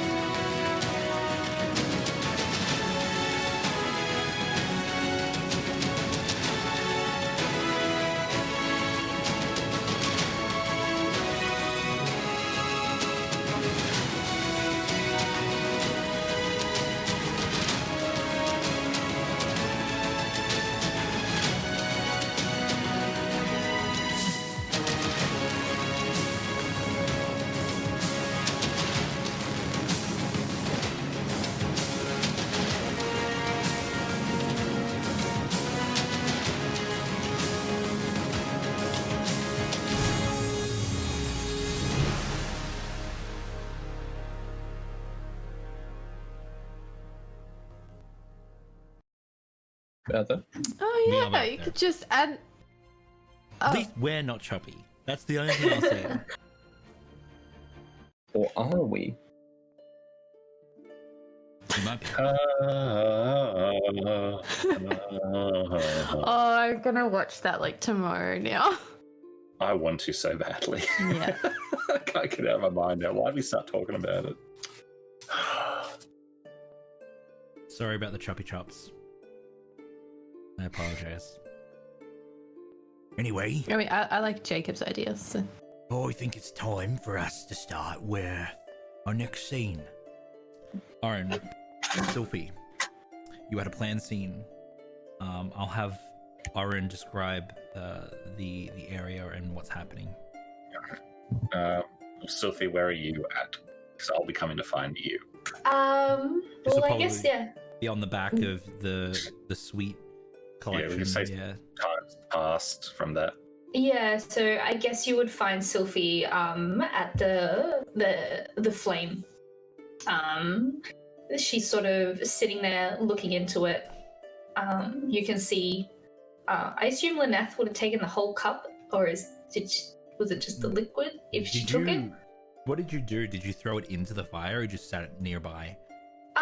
Well, when I gave her the flowers last time, you said that there was like a hand that came up and then took it. No, I think that you threw it into the flame, and that's what happened there. I'll have to double check. That's right. Yeah. Well, yeah, I guess you just see Sylphie sitting next to the flame. To anyone else who would be a bit too close to a open fire. She's kind of in her own thoughts, her hands wrapped around her knees, staring into it, lost in thought. Okay. So Oren enters the room, sees you there, and he kind of waits a second and just watches you. And he thinks to himself. After a few seconds, he walks over. Sylphie, I'd like to show you something. What is it? It's best seen than described. Righto. She sort of puts the cup off. If you wish. Yeah, no, she'll take the aid. Stand up, brush herself down, standing at her enormous height of 2 foot. She'll move the teacups over to like a table, just place them there. And she'll look at you. Where are we going? To my mansion. And Oren kind of gestures to walk with him. She does. Oren's not going to say anything during the walk unless Sylphie talks to him first, by the way. So he'll be walking in silence, thinking that that's probably what Sylphie wants at the moment. Her mind is still lost amongst all her thoughts. She had a bit of reprise before, but she's still very much... I wouldn't say... She's very much still herself, but you can see she's very... Yeah. Oren would be glancing over at Sylphie during the walk as well every now and again, so not trying to hide it. So if you're not too distracted from your own thoughts, you would see it. We eventually get to Oren's quarters. He casts Magnificent Mansion, doing the outline of the door. Gestures for you to go in. We walk in to the main hall area. We walk forwards past the fountain, and he leads you up the stairs to the second level. Directly at the top of the stairs, you see kind of like it's like an art gallery mixed with a balcony.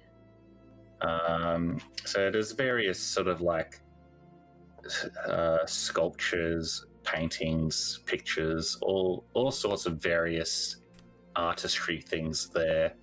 Some of them you may even recognize as religious figures or symbols. Oh, wow. He leads you over to the balcony, however, past all of those. And you can't see anything out of the balcony. It's completely pitch black at the moment. This is where I come here to think. It's a special place, Sylphie, because whatever you think of, appears out there, and he gestures to the blackness. And when he does that, you see the blackness suddenly light up. And it's a library. And you see a vision of Oren sitting there peacefully, just reading. It's extremely quiet.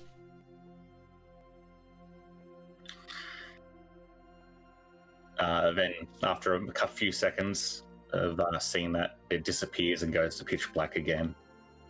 And Oren looks at you. Why don't you try, Sophie? So, I just think of something, and it'll be, and she'll gesture. Oh, Yep, that is how it works. It's quite a marvelous magical thing. Took me a long time to perfect it. that's incredible. She sort of looks over it. Her head goes over her shoulder, and she looks back at the art. My gosh, there's so many things that I could think of right now. In that case, at the moment, it's kind of like flashing between all these things. So it's like 1 second it's a piece of the art, next thing it's, I don't know, whatever your thing is, just flashing. Every second it's changing. A few memories that Oren would remember would be the opening of the mansion at Ashborne, of the mayor mansion. Then it would flash to one of the taverns in the mansion, taverns in the city. Then it flashes to the ornate dinner that we had with Rhythm, that under the sea dinner that we had. Another flash happens, and you see the giant turtle, the dragon turtle that we met, and you can see like Ashkin booping the snoot of it. You have another flash, and it's the dragons. It's Drake's cave. It's the big entrance in the cave. All of these memories are flashing in her mind. She takes a moment and breathes in. And she looks up at you, and you can see the shimmer and the shape begin to form of her father's workshop. It's very small. It doesn't look much bigger than, a very tiny room. But in it, there are clocks being made and formed. There's a desk covered in broken clocks and music boxes and screws and gears and pieces everywhere. There's springs all over the floor. There's bolts and nails on the walls lining it. There's different cuckoo clocks around it. There's a single seat in the middle of just this surrounding chaos, and then there's just a little smaller seat on the other side. It's almost like the room is a square, and the person would sit in the middle of a four-roomed desk. You can see ascending a little bit above, there's like a little ladder that kind of would go down into it. It's like a basement of a room. She's closing her eyes and she's picturing it so visually. There's small bits of carved wood on the desk as well, depicting pictures. And she sort of looks over it, and she sort of like leans into Oren and kind of hugs him. Oren puts an arm on Sylphie's furthest shoulder and kind of like a small squeeze on her shoulder. That's my father's study office. It's marvelous. Sort of looks up at you. You can see there's tears sort of with happiness in her eyes. Oren's just looking out at it at the moment, so he doesn't really notice that, but he I feel like he can sense that you're looking at him. Yeah. I know he'd really like you, Oren. You think so? Yeah. Well, I really like his study. And he kind of looks down and smiles at you. Yeah, she laughs and she begins to sort of reminisce tales about different clocks and different music boxes. She points over to one that was broken and she tells you a tale about how her brothers broke it. And she points at one of the dints in the wall and tells you about how Tatiana tripped her one day and she clambered down the stairs into the wall and bumped her head. Oren listens intently on all of this and has a little bit of a chuckle when you say that about Tatiana. Yeah, you would get the feeling that this is her giving you this is her family in its rawest form. This is her love for her family, and she's showing you this, and this is the first time she's ever spoken about it in this level to anyone. So you could get a sense that Sylphie sees you as family. That's how you would see it. Yeah. Okay. Yeah. Oren's very attentive to what Sylphie is saying. And you can see he has a keen interest in all of this, and he's very I guess he's acting very in a way fatherly figure type. Like a pop or uncle or something. With his nephew type thing.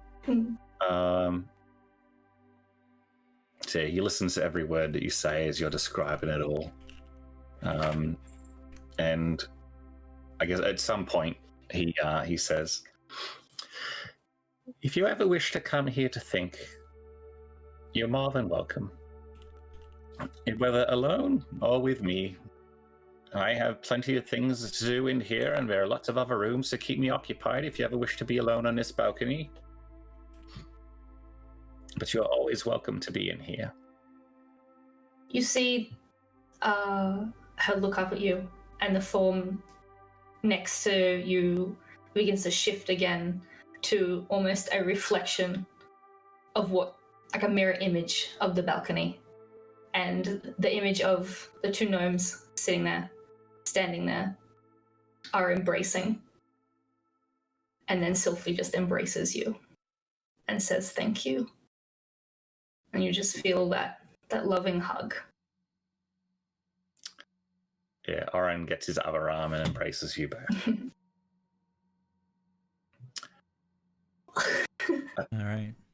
Yeah, I think we can end that there for now. With that incredibly wholesome scene.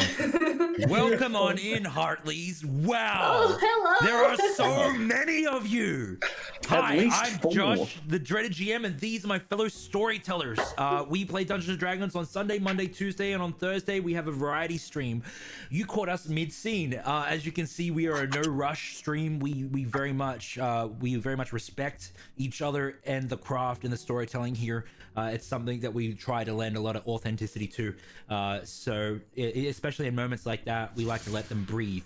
As you can see down here, Robert Hartley GM, if you are here but you weren't there, aka our channel and Rob's channel, you need to go check out Rob. Rob's amazing. He's an amazing role player, scene builder, storyteller, and he gets to play with a lot of really cool people. Yeah, it was a really cool scene for you guys to come in into. Sir, thank you so much for being here. We are going to probably get this kicked off because we do have some scenes loaded up that we want to get to.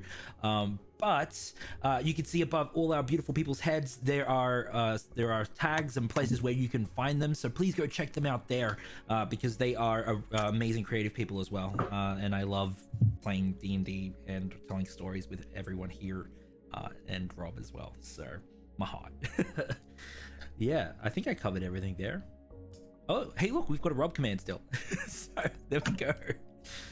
Rob has played some very cool games with us in the past, like Hallmark games. He's played Dungeons and Dragons with us for 24 hours straight, which is a marathon. So Rob and we've been in the trenches together. I would say, Rob. Yeah, right? he played with us for Starlight and Yeah, that man. was such a good game. That was good. We are going to get that Starlight game up soon, actually, aren't we? I'm working on it. yeah. I have to sift through all the old You'll parts. find that on our YouTube. Okay, we're gonna get this game kicked back off because that scene was amazing. But there's some more stuff that I really want to get to before we have to wrap up. Because I don't think we're gonna have time to do favorite moments either. Okay, we have another scene ready to go, which I am very excited for. Let's go with Benedict and either Ridley or Xantu. Oh, take your pick, flip a coin. I'll roll a dice. Which one would you go for first? I would go for the Benedict and Xantu one first. Benedict and Xantu? Yeah. Alright. Well, I'm gonna get my moody music on. So, after the absolute army that is Benedict's family has just kind of quietened down later in the day, having shushed the little ones, or shooed the little ones to bed, the ones that are capable of taking care of themselves are taking care of themselves elsewhere. Benedict will make his way to his study. Again, a pretty simple room. There is a bed in there that looks like it hasn't been touched in years, thanks to him not needing to sleep. His large, ornate wooden table covered in several picture frames, all of these pictures being of his family members. Pull back his very large and ornate chair with its lovely cushioned backrest. Place himself in it, lean back, crack his knuckles. Just kind of really, really settle into the chair. Lord Xantu, if you're there, I'd like to speak.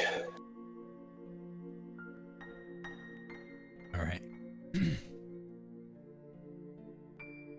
Cold creeps into the room as you feel the shadows coalesce and build behind you.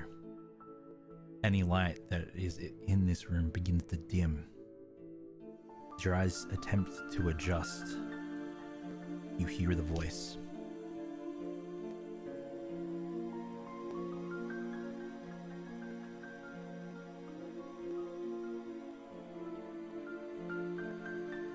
Avatar.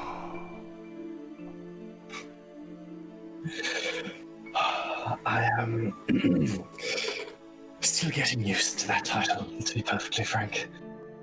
However, on that topic, I would like to say thank you. You are welcome.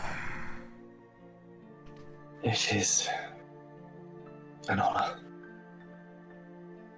I am sure you are already aware of the events that have transpired, but it is only polite that I let you know in person.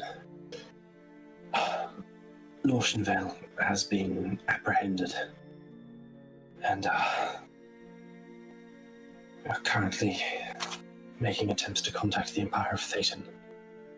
And should they be absolutely insistent on taking Lorchen back to the Empire of Thetan, he shall be sequestered somewhere there. If not, he is to be sequestered somewhere within, most likely within Dwym. The location shall only be known to myself and those capable of performing such a task. But I wish to speak to you about two other matters.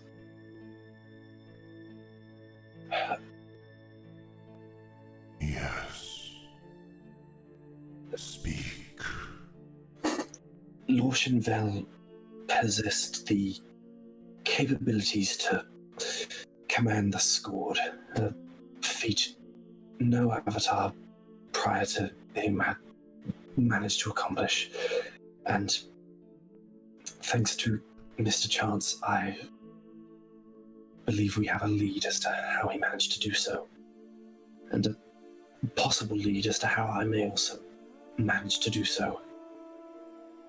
That being said, the Scourge acted as independent agents prior to Lawsonville's rule, and should there be no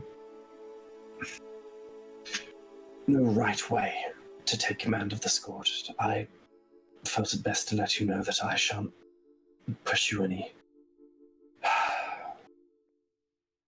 I shan't go to any lengths that will bring harm to others, as I believe that Adamara Vell, Lawson's daughter, is the key to achieving this.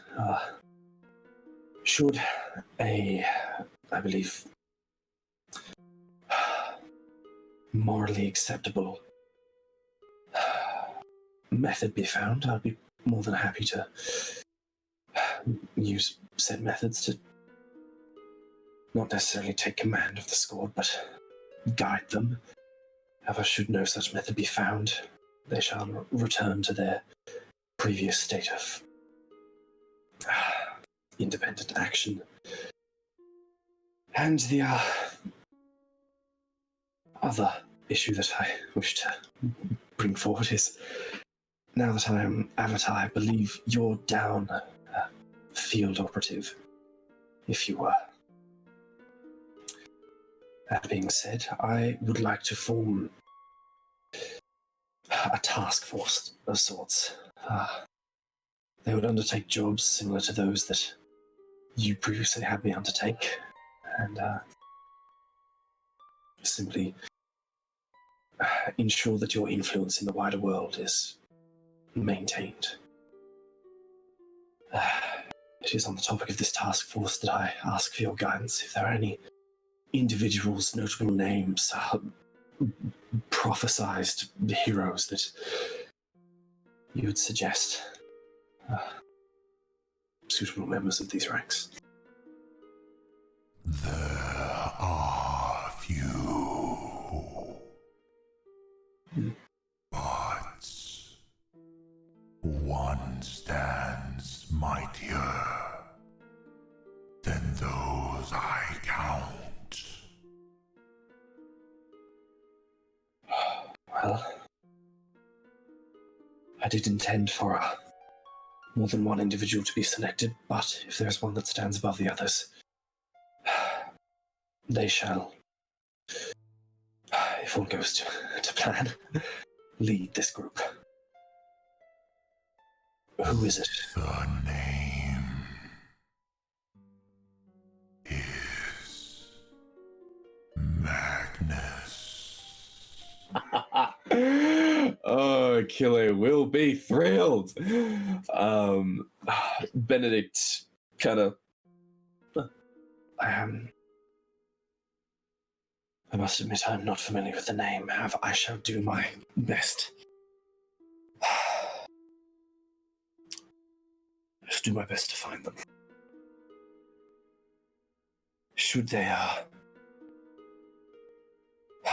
believe, prove a fitting candidate for this task, I assume you shall be in contact with them yourselves after I inform them of, I suppose, the tasks at hand. They reside in Venzor and count themselves among those who may be sent to the hells. Well, while I do not in any way envy the tasks that they have to undertake, I think we would be in agreement that should they return from the hells, they will have proved themselves more than worthy for such a title. You will test them. You, Avatar, must be sure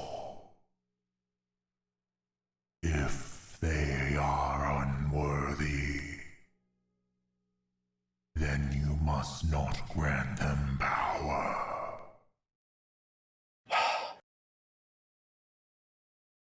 It will be done. I will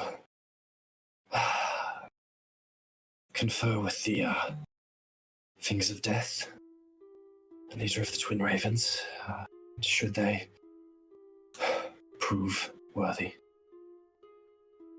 I shall grant them a title befitting of their station. I will not disappoint, and I pray that they shan't either. See that you don't.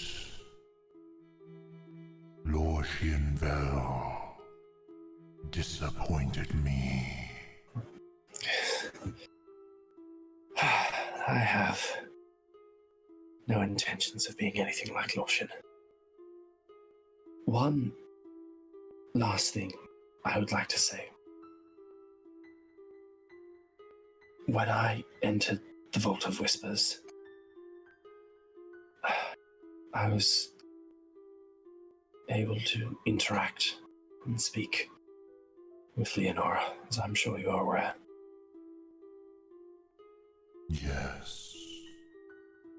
By my will. By their will.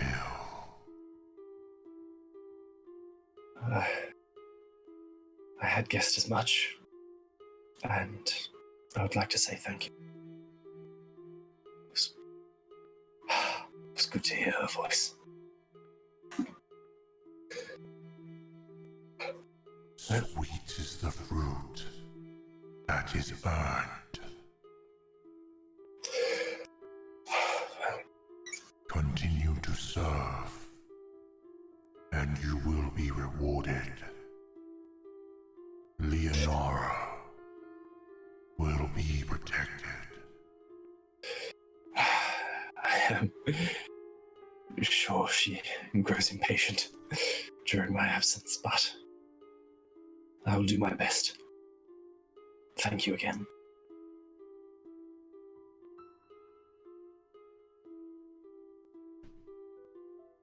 There is no words of farewell. Simply the diffusion of such an intense presence is felt. The shadows retreat back to their little nooks and crannies, and the light starts to bleed back into the room, as does its warmth. Alrighty. Immediately, Benedict springs to his feet, jumping out of his relaxed position, and sets out the door, dead set on locating one Ridley Chance. All right. You find Ridley sitting with his son. Ash. Ridley? Benedict? Erlich, I didn't expect to see you. I was wondering if I could have a word with you. Benedict is going to kind of squat down so he's eye level with Ash. If it's not too much trouble, do you mind if I borrow your father for a moment? Have you got any more of that chili chocolate? The chili chocolate, as I said, is a rare commodity. However, Reaches into his pocket, produces a couple of the wrapped toffees. I do have these. Will they suffice? Very well. Benedict places them in his hand, takes his hat off, and does a low bow. As does Ash, Thanks. mimicking you. Pleasure doing business with you, Benedict. Ridley looks at Ash as well. Good negotiating. And then does the fist again. Have they been over it yet? Yep. Doesn't explode it because there's a handful of toffees. Just shit. Once Ash leaves, Benedict will look to Ridley. From what I've gathered, You are, or at least were, acquainted with Adamara Vale, if that's correct. Yes, I don't know how to describe it, but we certainly had an understanding. And you, when you and Aaron interrogated one of the scored, you divined that she was acting as a queen of their collective hive mind. Yes. She, as Aaron explained it, it seems like they treasure her. And the way that I watched its face change, talking about her, seeing her, I believe it. If it is at all possible, I would like to speak with her. I don't know if she is acting as their ruler willingly or under duress, possibly under some lingering spell that Lawson placed upon her. If she's not doing this out of her free will, I wish to free her of it, frankly, and the Scored can return to their independent, albeit mindless states. And if she's acting willingly, I would like to negotiate that she act in the interests of the greater good. It has been a very long time since I have seen them. I know not how long it's been since you have. But I figured a familiar face would go a long way. It's been some months now, but I think she stopped by recently, returned something of mine that I'd left with her. One of you can help me, possibly even Adana. I think she might have watched the VOD. So it's not months, it is within 30 days. Within 30 days since he saw Adamara? No, not the. Oh, okay, so sorry, yeah. He didn't see her then. Yeah, no. He just believes. I thought you were talking about something else. So I can't remember what it was Mara asked for when she got the armor, but I remember it being along the lines of keeping her head clear of him. Can I answer that? Oh, Ridley was there, so unless she might have whispered it, I don't know, but This is when If the you- No fate one forging got is- out of whispering. Yeah, That was the fate Oh, very yes. weird. Yeah, we had to say it out loud, so yeah, he would have heard it, so if you could remind me. This is the fate forging, right? Yeah. Yes. What do you have, Ellie? The answer to the question? Yeah. Can I tell her? Type it to me. Just. Oh, okay. I think I remember On what Slack. it was. I think I'm Are we pretty sure being I know what it is, graded? yeah. On I Slack. don't remember the wording. I remember the item, the armor. I have But no it would- idea. Well, it's relevant to Benedict's worry about her free will.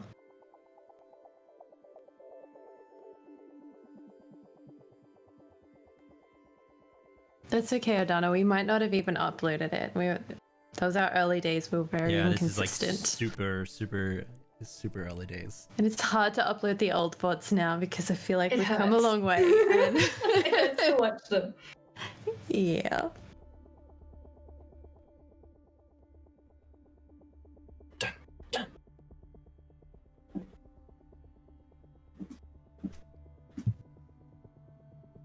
You just see Ridley thinking really hard. Yeah. He's trying. He's got his pretty boy blonde thinking face on.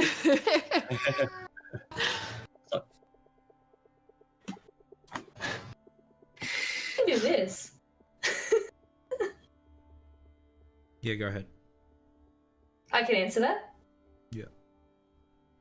Alright, well, just so M can deliver it the way that Oh, do I get a secret message now too? you get it in Zoom, but Okay. Secret message coming to you.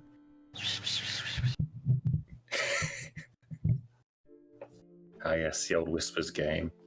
The awkward moment Aha. when you nearly messaged that to JP.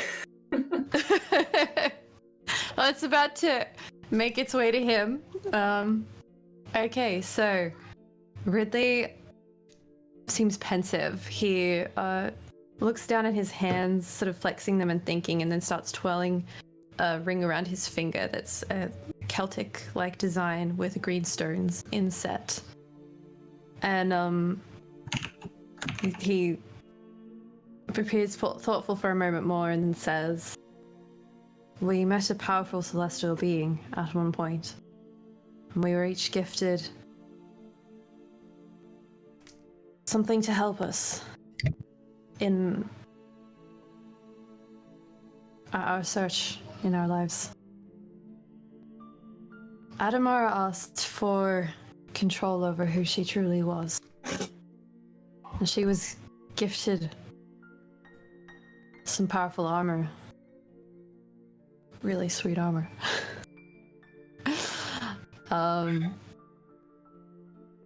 So if she's acting outside of her own will,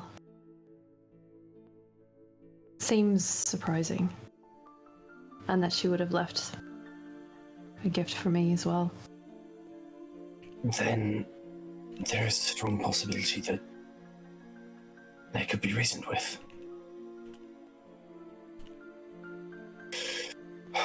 Well, True. I don't know when, but sooner rather than later. I propose that we venture to wherever they might be, whether that be Lawson's estate, or somewhere entirely different. I'll ask the clerics to attempt to divine their location. Do you need something of hers for the spell?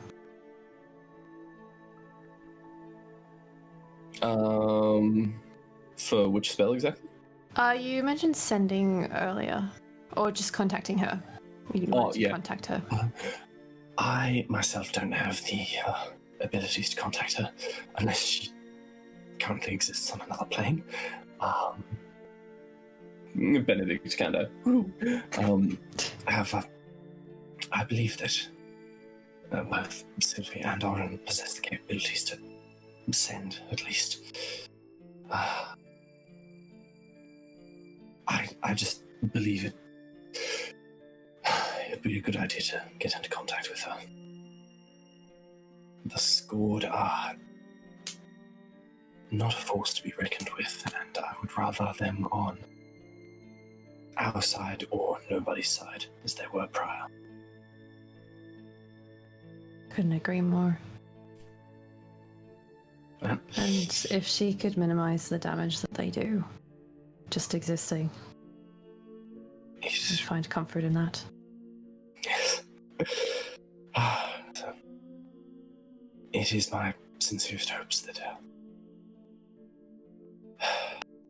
she will come to our aid. Again, I don't know how the two of you left off, whether or not a familiar face will provide a punching bag that isn't myself or some semblance of comfort. I am... Benedict puts a hand on Ridley's shoulder. I'm willing to take that risk. It's my understanding she didn't have that much good in her life, and that I was part of the better side. I think I could help you. And I owe you both a debt besides. What's the opinion on gift baskets? Can't go wrong with a gift basket. Excellent. I think, unless Ridley has anything else. As long as there are muffins. Yeah. Unless Ridley has anything else to add. Besides that, Benedict will probably spend kind of the rest of the night asking Ridley's opinion on what to add to the gift basket. Oh my gosh, I would love that. Just conceptually, all the things that they both think Mara would enjoy. Oh. Now, Lucian did say that the amulet that gave Sylvie is one that Adamar also had one rather similar. No, but the amulet was bad. But she might like jewelry, so we could put jewelry in there. Snakes. Snakes? Music. I don't have any snakes. I could get some. If you guys rock up to my old character with just a basket of snakes, Snakes and muffins. snakes, magic Snakes, muffins, muffins and a little snakes. music box. and a little music box. And I reckon the baby snakes come out of the muffins and go. "Arr." I will both be impressed and not mad, but I don't even know. Who knows? Adamar may be incredibly changed. We'll find She out. might be a whole new Yeah. person. Yeah. But not cupcakes, like specifically muffins rather than cupcakes because of the cupcake incident. Just so chat knows, when characters are put on either hiatus or retirement, that determines on what I can do with them in the story.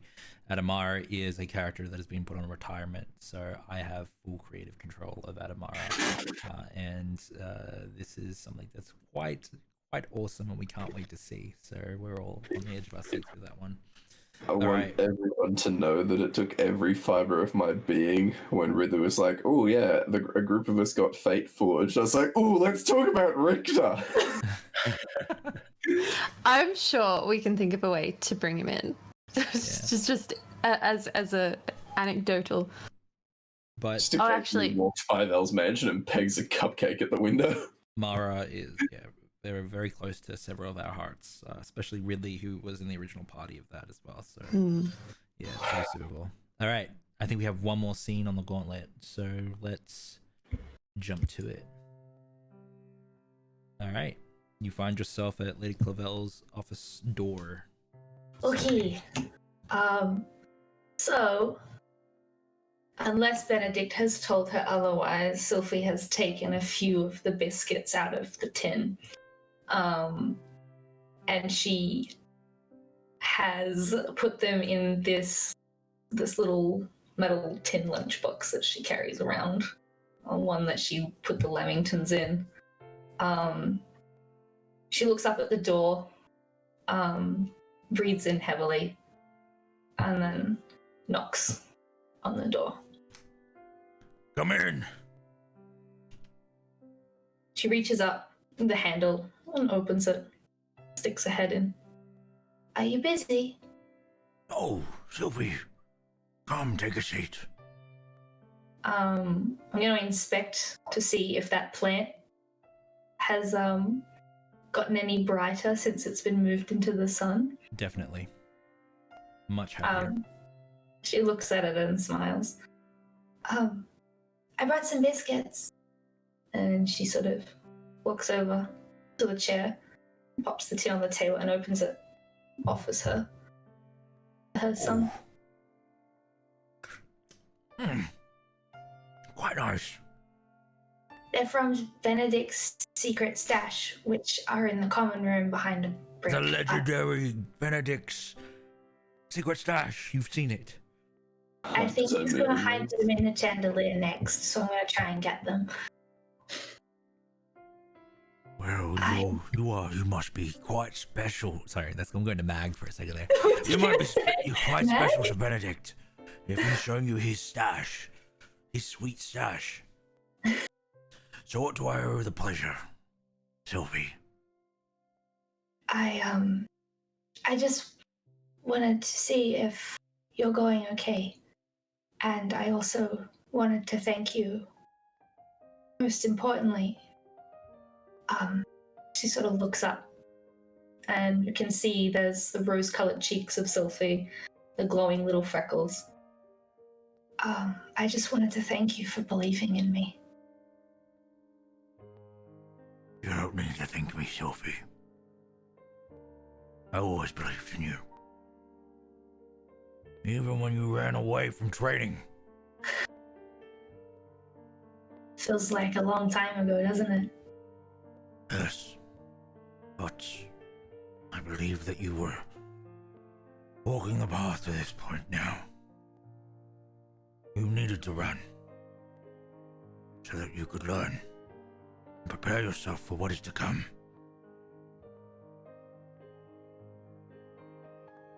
How do you feel? It's a strange feeling. I suppose I should be nervous. I suppose I should be scared. But the truth is, I feel comfort. I don't know what's ahead of me. And I don't know what is in this trial. But my heart is ready for it as much as it can be. There's almost excitement. He sort of looks up.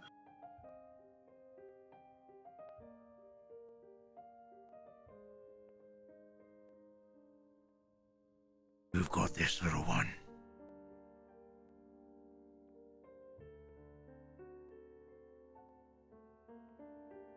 She brushes the side of her cheek. So her hands running around against the holy symbols.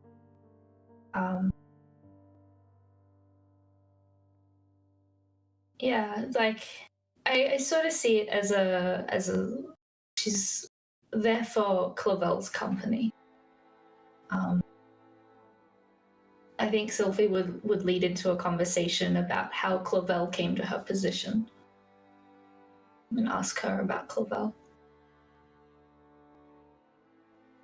What questions do you ask? How did you become an avatar? I thought Benedict had a trial. What did you have to do?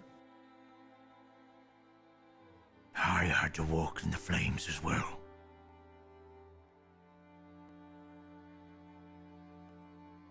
I have seen so much, witnessed and experienced so many things.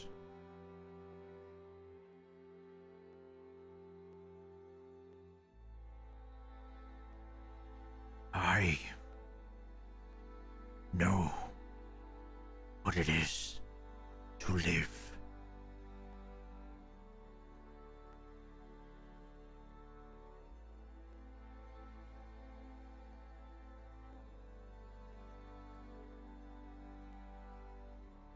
The question was, what did you have to do? Yeah.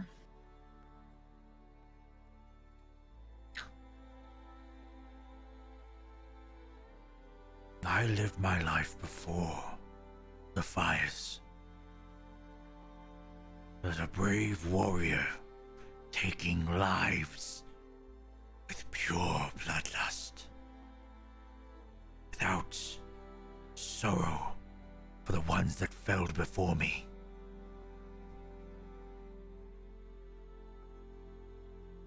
But as I did, I knew that there was more. And it only drove my hunger for battle.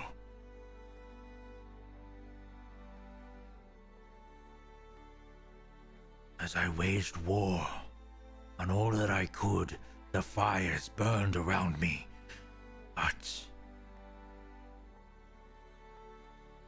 it wasn't war that I was chasing. It was rebirth.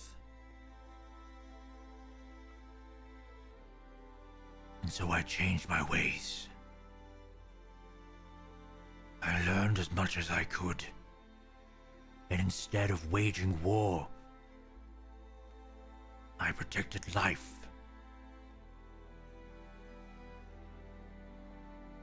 I was eventually brought here, Durham, and trained by my predecessor. They saw in me what I see in you. The only difference is I didn't run, little one.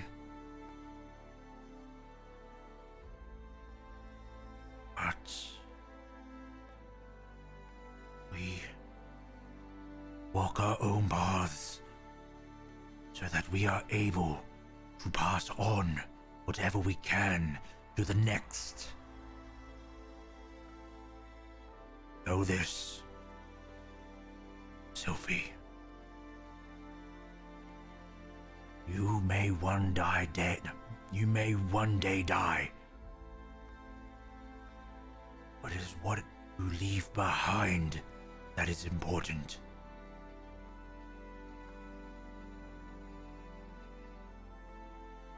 Live, learn, teach, repeat. The cycles continue.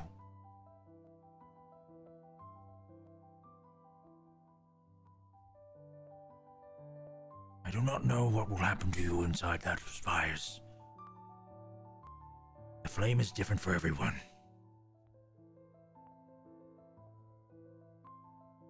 But I cannot wait to meet the Sylphie that is birthed from the mother's flame. If not birthed, that is, it will join the Nath in her embrace. Regardless, you will be a saint. The saint of kindness.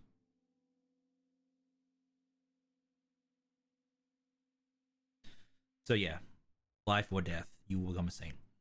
I guess what Clavel was saying was this will determine if you will be a living saint.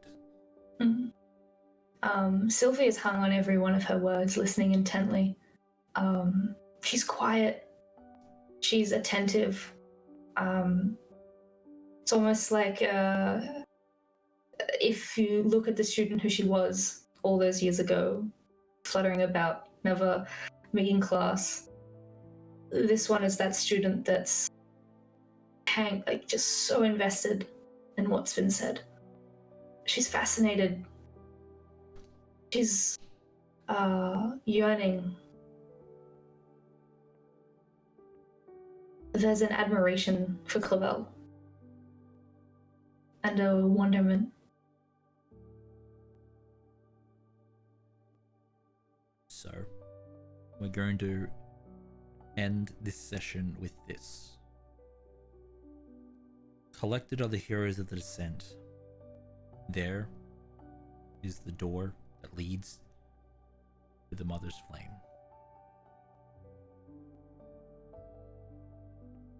So we will go around and say our last things that we need to Sylphie, and we will start next session with the entering of Sylphie into the mother's loom, the life giver's loom.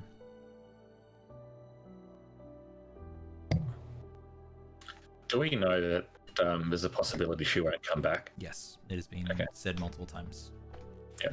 Not being sassy there. I'm just saying that your characters would definitely have heard it. Yeah. And I'm assuming Sylphie would have also mentioned it to you at some point, perhaps. But when it was announced, it was saying that you'd have to walk through the flame, which is not a surefire thing that you will come back.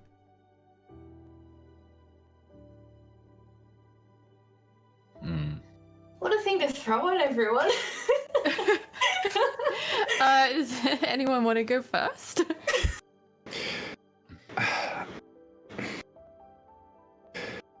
Sylphie, I'm sure you're sick of this question by now, but are you nervous?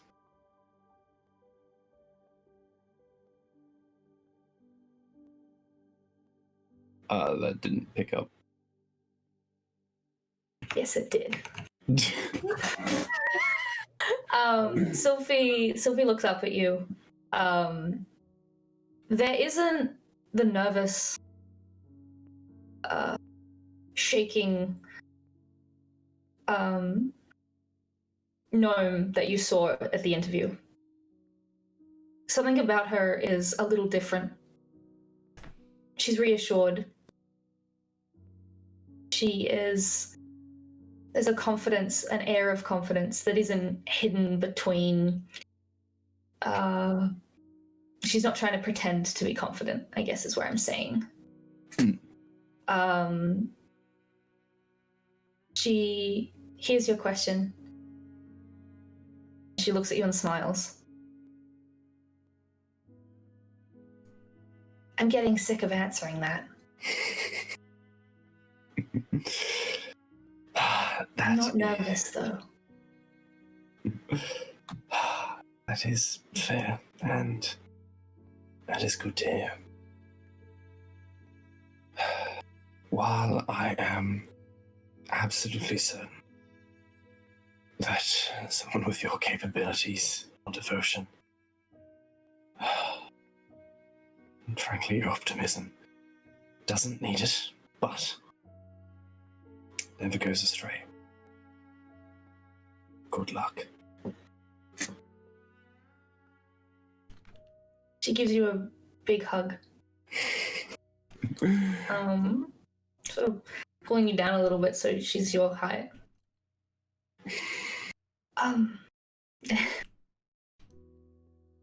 It's strange to think that I might not come back from this. And there's a million things I want to say to you. There's a million things that I want to learn from you.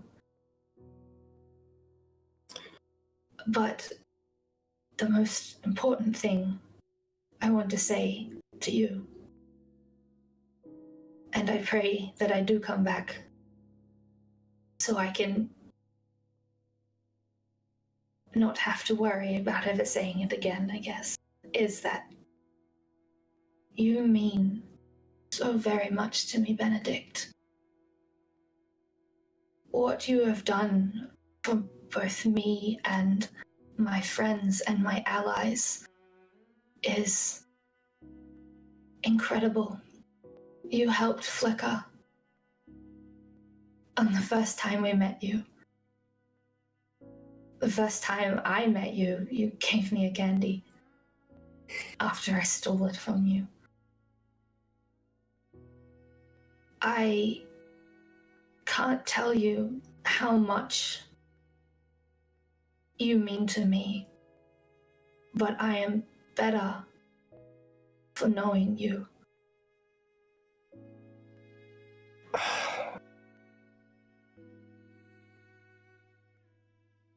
Everything that I've done for you, your friends and companions, was an honor and a privilege. And I look forward to doing whatever I can in the future. Thank you, Sylvie. She gives you a big hug.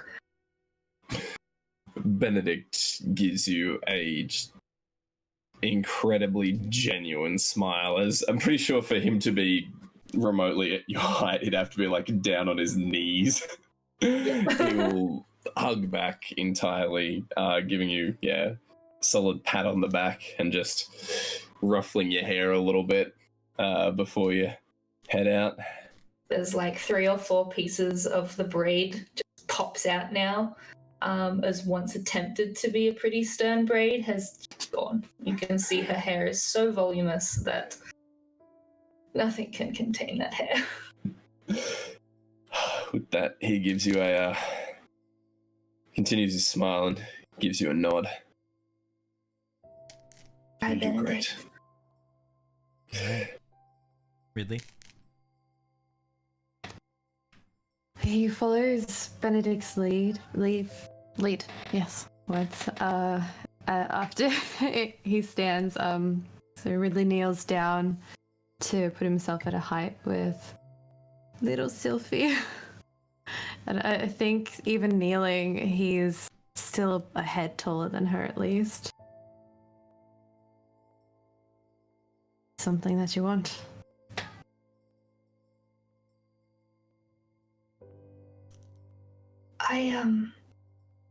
I suppose there's just one thing that I would beg of you in the case that I don't return. He starts to shake his head. and then just listens instead. You're a wonderful father. I've seen you with Ash, and it makes my heart so warm to see. I was hoping, if in the events that I don't come back, that you would guide Riston with the light that you can carry. I know that's a big ask, but if anyone can, it's you. You got it. You do that. He looks heavy a little bit with the seriousness of it, but accepting. She's says thank you. She gives you sort of like falls into a hug. He gives her a big warm hug in return, and then as they part a little bit, takes her hands and her little tiny hands A little bit in his hands with all their scarring and different circles and triangles and symbols of ink, and he just holds them tight. I heard some words in a play once. No, oh gosh, no, I committed myself to saying it now. Do it. It's so cheesy, that's why. Yeah. You heard some words in a play. Yeah. Clear eyes, full hearts, can't lose. Clear eyes, what was it? Full hearts. Full hearts, can't lose. Oh, I love that. Yeah. It's his eyes are bright and warm when he says that. He holds her hands a bit more tightly and like props her chin up. I'll see you on the other side. Yeah. I will see you on the other side. And she sort of like pushes her head into your chest. A clankering of metal. And she gives you one hug. He does try his best to shift the plate so it doesn't hurt her. Good thing they're not magnets, otherwise they would stick.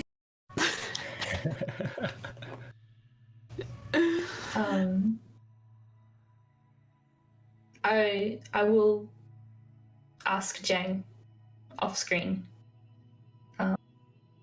what she will say as well. So I know that Sarah would say some encouraging words. We'll, Something poetic. we'll make it Sarah. available either in the favorite moments section or a play-by-post section so that our audience can read it while they edit as well. Lauren? You see Oren go down to one knee with a little bit of effort, using the staff for support to get down there so it can be at like eye level with you, so eye to eye. He scooches over a bit closer to you, so it's within arm reach.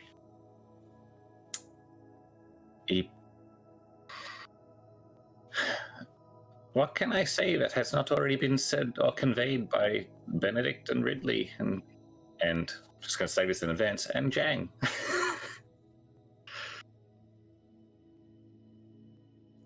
You are deserving of this.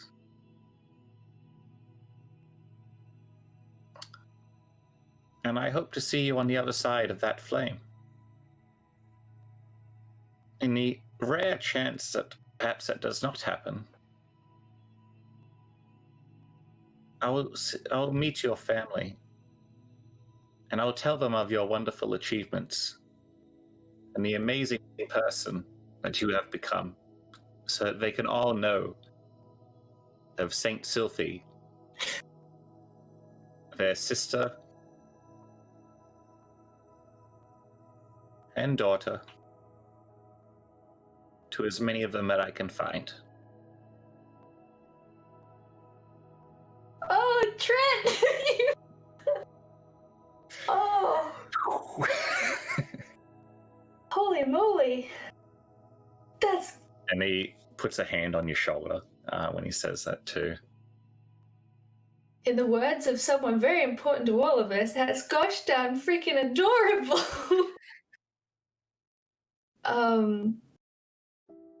Sylphie looks at you, her eyes filled with love and admiration and a genuine feeling of hope.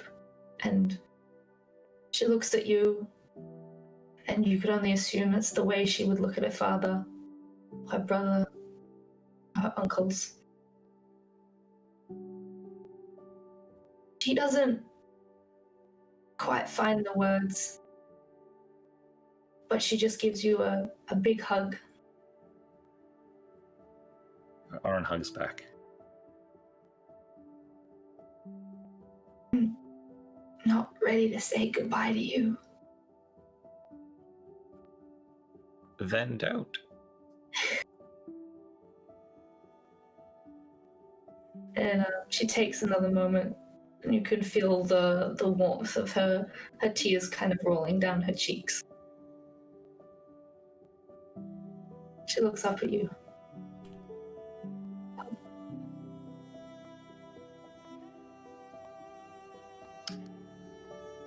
You can see that there's 1,000 things she wants to say. And you can tell that in her little mind, she has no idea where to stop. But in that moment, oh, sorry. You go, you finish. I was going to say, in that moment, she looks at you once more and says, well, no matter where you go, if I don't come back, you'll always have a home. As long as there's pink hair and there's love. Every one of them will be your family, just like you are mine.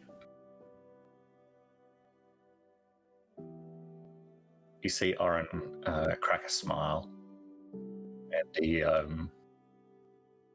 he nods appreciatively and understanding. And you feel him like squeeze your shoulder a little bit too, kind of like in appreciation and acknowledgement. Yeah, you can see that he's thinking the same things. So he knows all the things that you want to say, or at least he's thinking of a lot of things you'd want to say, and he's you can tell that he knows. Yeah, he understands. He understands. As she pulls away, she looks down at her hand. She clamps it. And into the earshot of those who are listening, she looks up at Oren again. Well, he did say that nothing is going to extinguish my light. And I'm not ready to let anything do that. You see Oren stand back up with the help of his staff, and it's like, good. You go into that flame and make sure you come back out. She looks. I was going to say she looks over to Cobell. She stands at the door. Are you ready, Sylphie? To one last look at her friends, her families. She looks at Benedict. Looks up at Benedict. Gives him a small smile. Looks at Ridley. You can see that sort of smile turn into a cheeky laugh. The dimples brighter than ever. To Jang, she gives an affirming nod. Clutches her holy symbol on her wrists. Wait. You haven't said goodbye to me yet. wouldn't possibly be able to. That was a No. trick. This isn't goodbye. She just leaps into Clavel. Clashing metal. All right.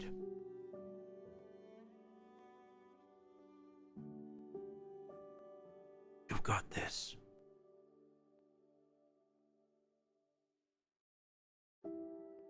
Tears I got this. coming from Clavel's face.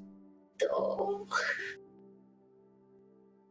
Sylvie puts her hand out and catches one of her tears. And he sort of holds it. Looks up at her again. I'm gonna make Lyneth proud of us and everything that we can achieve. And when I come out the other side, I'm gonna change the world. And she looks over at Oren, gives him a little wave. He nods back, and a little bit of a wave as well. And holding on to Clavel's hand one last time. She lets go and steps into the flame. As we see the silhouetted form of Sophie enter the flame, the door closes. And as you walk deeper in, fire starts rushing towards you at intense speeds. You can feel it rushing. It's almost too much. Your eyes become illuminated. Your mouth becomes illuminated as well. And then you hear a very familiar voice.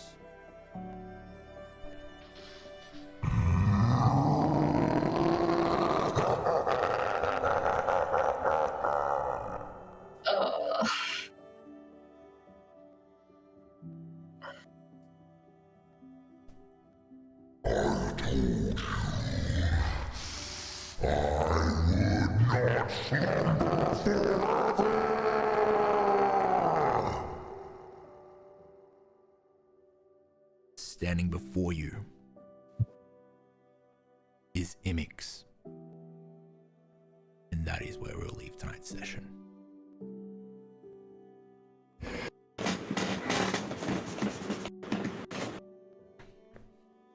Shite. Oops. Well, that was yeah. He woke up grumpy. It happens. Damn, wrong side of the bed. Damn. Yeah. Okie dokie. So, we obviously don't have time for favorite moments, but we shall do them in the chat. I am hesitant, though, to get Trent to do them in chat, because Trent still owes us ones from last time. So, let's do Trent's favorite moments, because we do have a little bit of time. Oh no, actually we don't have time. Trent's got to go. Trent, can you please promise us your favorite moments? Yeah. All right. We're going to hold you to it. Okay. Okay. Okie doke. All right. So then you'll be able to find our favorite moments and Trent's favorite moments in the chat in our Discord channel. So in our favorite moments section. And let's all at Trent if he forgets to do it. Just like, hey, Trent, where's our all right. Just give me 24 hours right before you do that, okay? Yeah, okay. 24 hours. Done. Hey, Right. if I don't do it in 24 hours, then by all means, bombard me. Hells yeah. All right, my dear friend. Do you need to jet right now? We have about 12 minutes until we have to go. Yeah, I think I will. Okay, dope. Yo, love and luck, and we'll see you on the next one. Thank you for staying for that little bit extra as well. That's all right. It was worth it. Hells yeah. That was amazing. All right, Oh, bro. what a great finish. I'm gonna take us to the chat screen because the camera's gonna screw up. Farewell, friends. Hello, everyone. Bye, chat. I actually have to go too. Oh, you have to go as well? Yeah. Okay. Sorry. I love you all and Okay. thank you for playing. I guess it'll just be us I three. didn't want you to fix all the cameras and have me be troublesome. Bye. Bye. At the same time, it'll be fun. Okay, 3, ready? 2, 1, go. I don't know if I've got 3 cams set up. Hey. Do you guys want to go as well? I could just stay in the chat if you want to go. I know where to go. I can jump in text in a moment, but yeah, up to you all. Good night. Bye.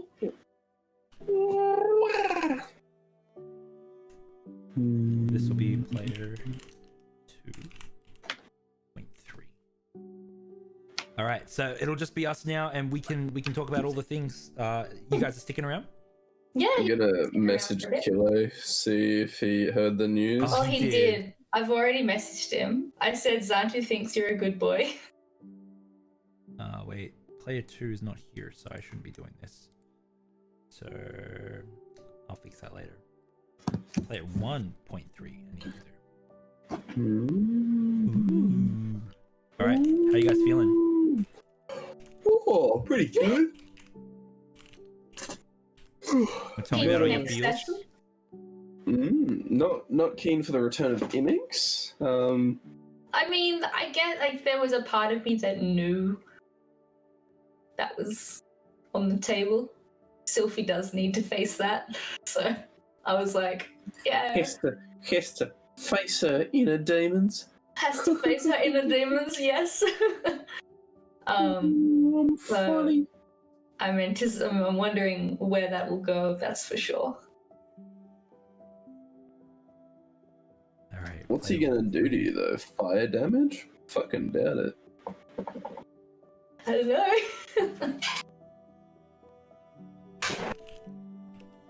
I actually think this will work in future ones as well. Gotta say, my music's been on point tonight. Yeah. How about you, chat? What are we thinking? What theories do we have as to what's gonna happen? Are you ready for big boy Immix to make their return? Gonna wait for the stream to catch up so I can see chat's answers.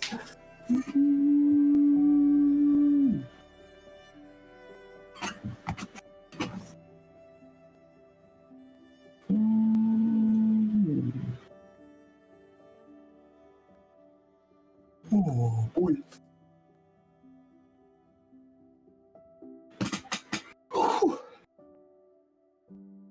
Have they said anything? Or are we just chilling on our own? I think we're just... I am full of noises. Oh, we do have some favourite moments in the Discord chat. Oh. And I'm gonna goddamn read them. It's from Kara. Kara! For Benedict, Centuries of Cookie Eating Experience. Oren, the first mansion picture. Awesome reveal. For Ridley, fist bump moment with Ash. Sylphie, discovering that she's not immune to chili. And for the GM, vivid opening descriptions delaying the cliffhanger. That's what I do. That's what I do. Can't they just do my favorite moments now? Yeah, just do it now. That's what I thought we were doing. Yeah.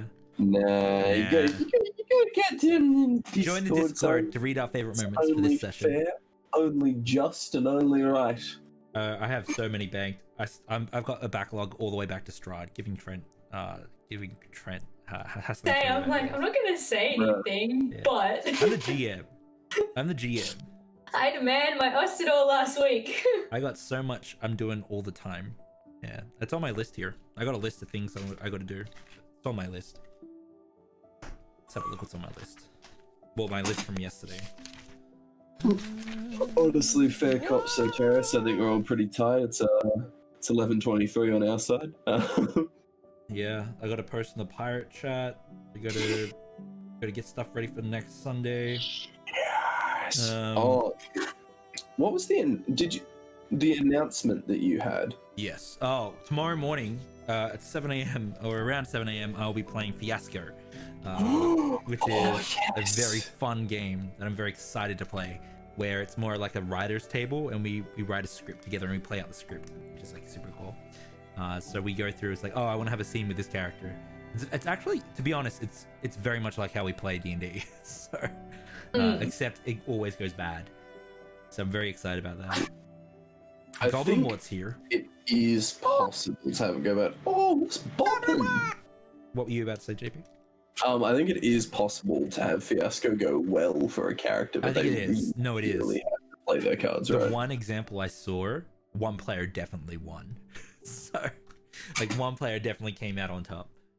He's prepping for Strahd all day? Hell's yeah. Ooh.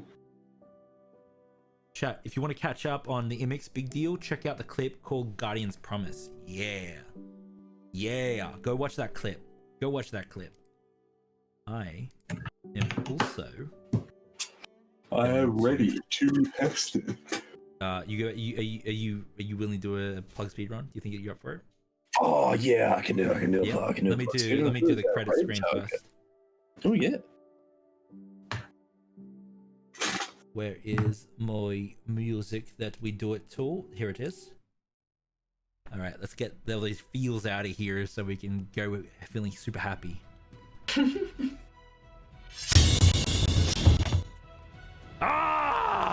What a session. Thank you so much for everyone that watched along, followed, subbed, cheered if there was any cheers. I don't think there was any cheers, but that's fine. We appreciate you so gosh darn much. We had a lot of subversaries today as well. Not subversaries, actually. No, technically, yeah. We got, yeah, yes. We had those. I think we had Jeanette Merca. We definitely, we got Stream Balance got gifted. Scrap a Goblin as well. Wraith, and we got a new friend, Calindra. Yes, nailed it. Thank you so much for all your support. Everything you do helps to make this channel stronger, so we can continue to tell epic stories, play D&D together, and do all the cool things. So we flip and love you so much, and thank you for everything that you do. Also want to thank our beautiful mods who keep chat safe, humming, and warm, and also keeping those inspiration lights going on and off, because they are awesome. All right, we're gonna go back. We're gonna get a plug speed run from JP. I am gonna find a raid target. I think I have someone in mind. Now, before we get with a speed plug, while JP stretches out, I'm gonna get this raid ready. You take your breaths, get ready. All right, hold up. Where's my stream deck? We're gonna do it. Who's gonna get the raid? Let's go to Tales of Pesh. I'm thinking. Are they still on? Let me refresh. Hold on. I do need a blanket and a hot chocolate. Oh, I need a blanket. I'm like shivering right now. You know what? We are going to go see Yana, aka Shalala. Shalala is an amazing content creator. She's an artist. She draws all the things on stream, and she has been in our Dungeon of the Mad Mage games, playing Thiel, who is this amazing life cleric. And it's amazing to see Yana playing with us more often, and I cannot wait for more. If you check back the streams later, Shalala, I know that you're watching this, for one, and two, you're so wholesome. Please follow along when we get over there. Make sure that you don't let Shalala escape. Hit that follow button, steal all the hearts. When we get in there, let's spam as many heart emotes as we got. It doesn't matter which one it is. All right, we're coming for you, Yana. Get it, JP. So, if you like Dots and Lons, by God, if you like Untitled Chapter the two, feel free to check it Instagram above my head at hops_dust_stuff. If you like to follow social media accounts that pretend to be active but then don't actually post, again, these are all Sarah's words, but you can feel free to check out the Instagram that are above where Sarah's head would normally be, at R4HSCAL. It's Rascal, but spelled with a 4 instead of an A. It's lead speak. Yeah, lads. Trent is a figment of our imagination that only our collective hard minds can project onto this screen, and only on 7:30 p.m. AEST Monday nights. It is actually illegal for us to do so at any other time, so catch him here or catch these hands. If you want to see all the amazing in-house art done by amazing in-house artists, and you can feel free to check the Instagram above her head was earlier tonight at Alicia.art. Because goddamn, some of that art is fantastic. Get keen, get keen. And if you like anime and all cosplay-related things, feel free to check out the Instagram above where Ellie's head currently is at symbol.of.peach. Also, come and join the Discord, because why not? We've got a lot of good shit in there. At Dread Gem on all the socials, Twitter, YouTube, Instagram, all the fun stuff. And because I often forget to do this, but I shouldn't, because they are lovely people, and I'm very grateful for them. thank you, mods, for keeping our chat humming, keeping us safe, and slaying trolls where ye see fit. So, cheers. You did it. You smashed it. 5 seconds. Also, hello the Quill. Yes, you're late, but be back tomorrow for Arsenal. Bye! Yay, bye!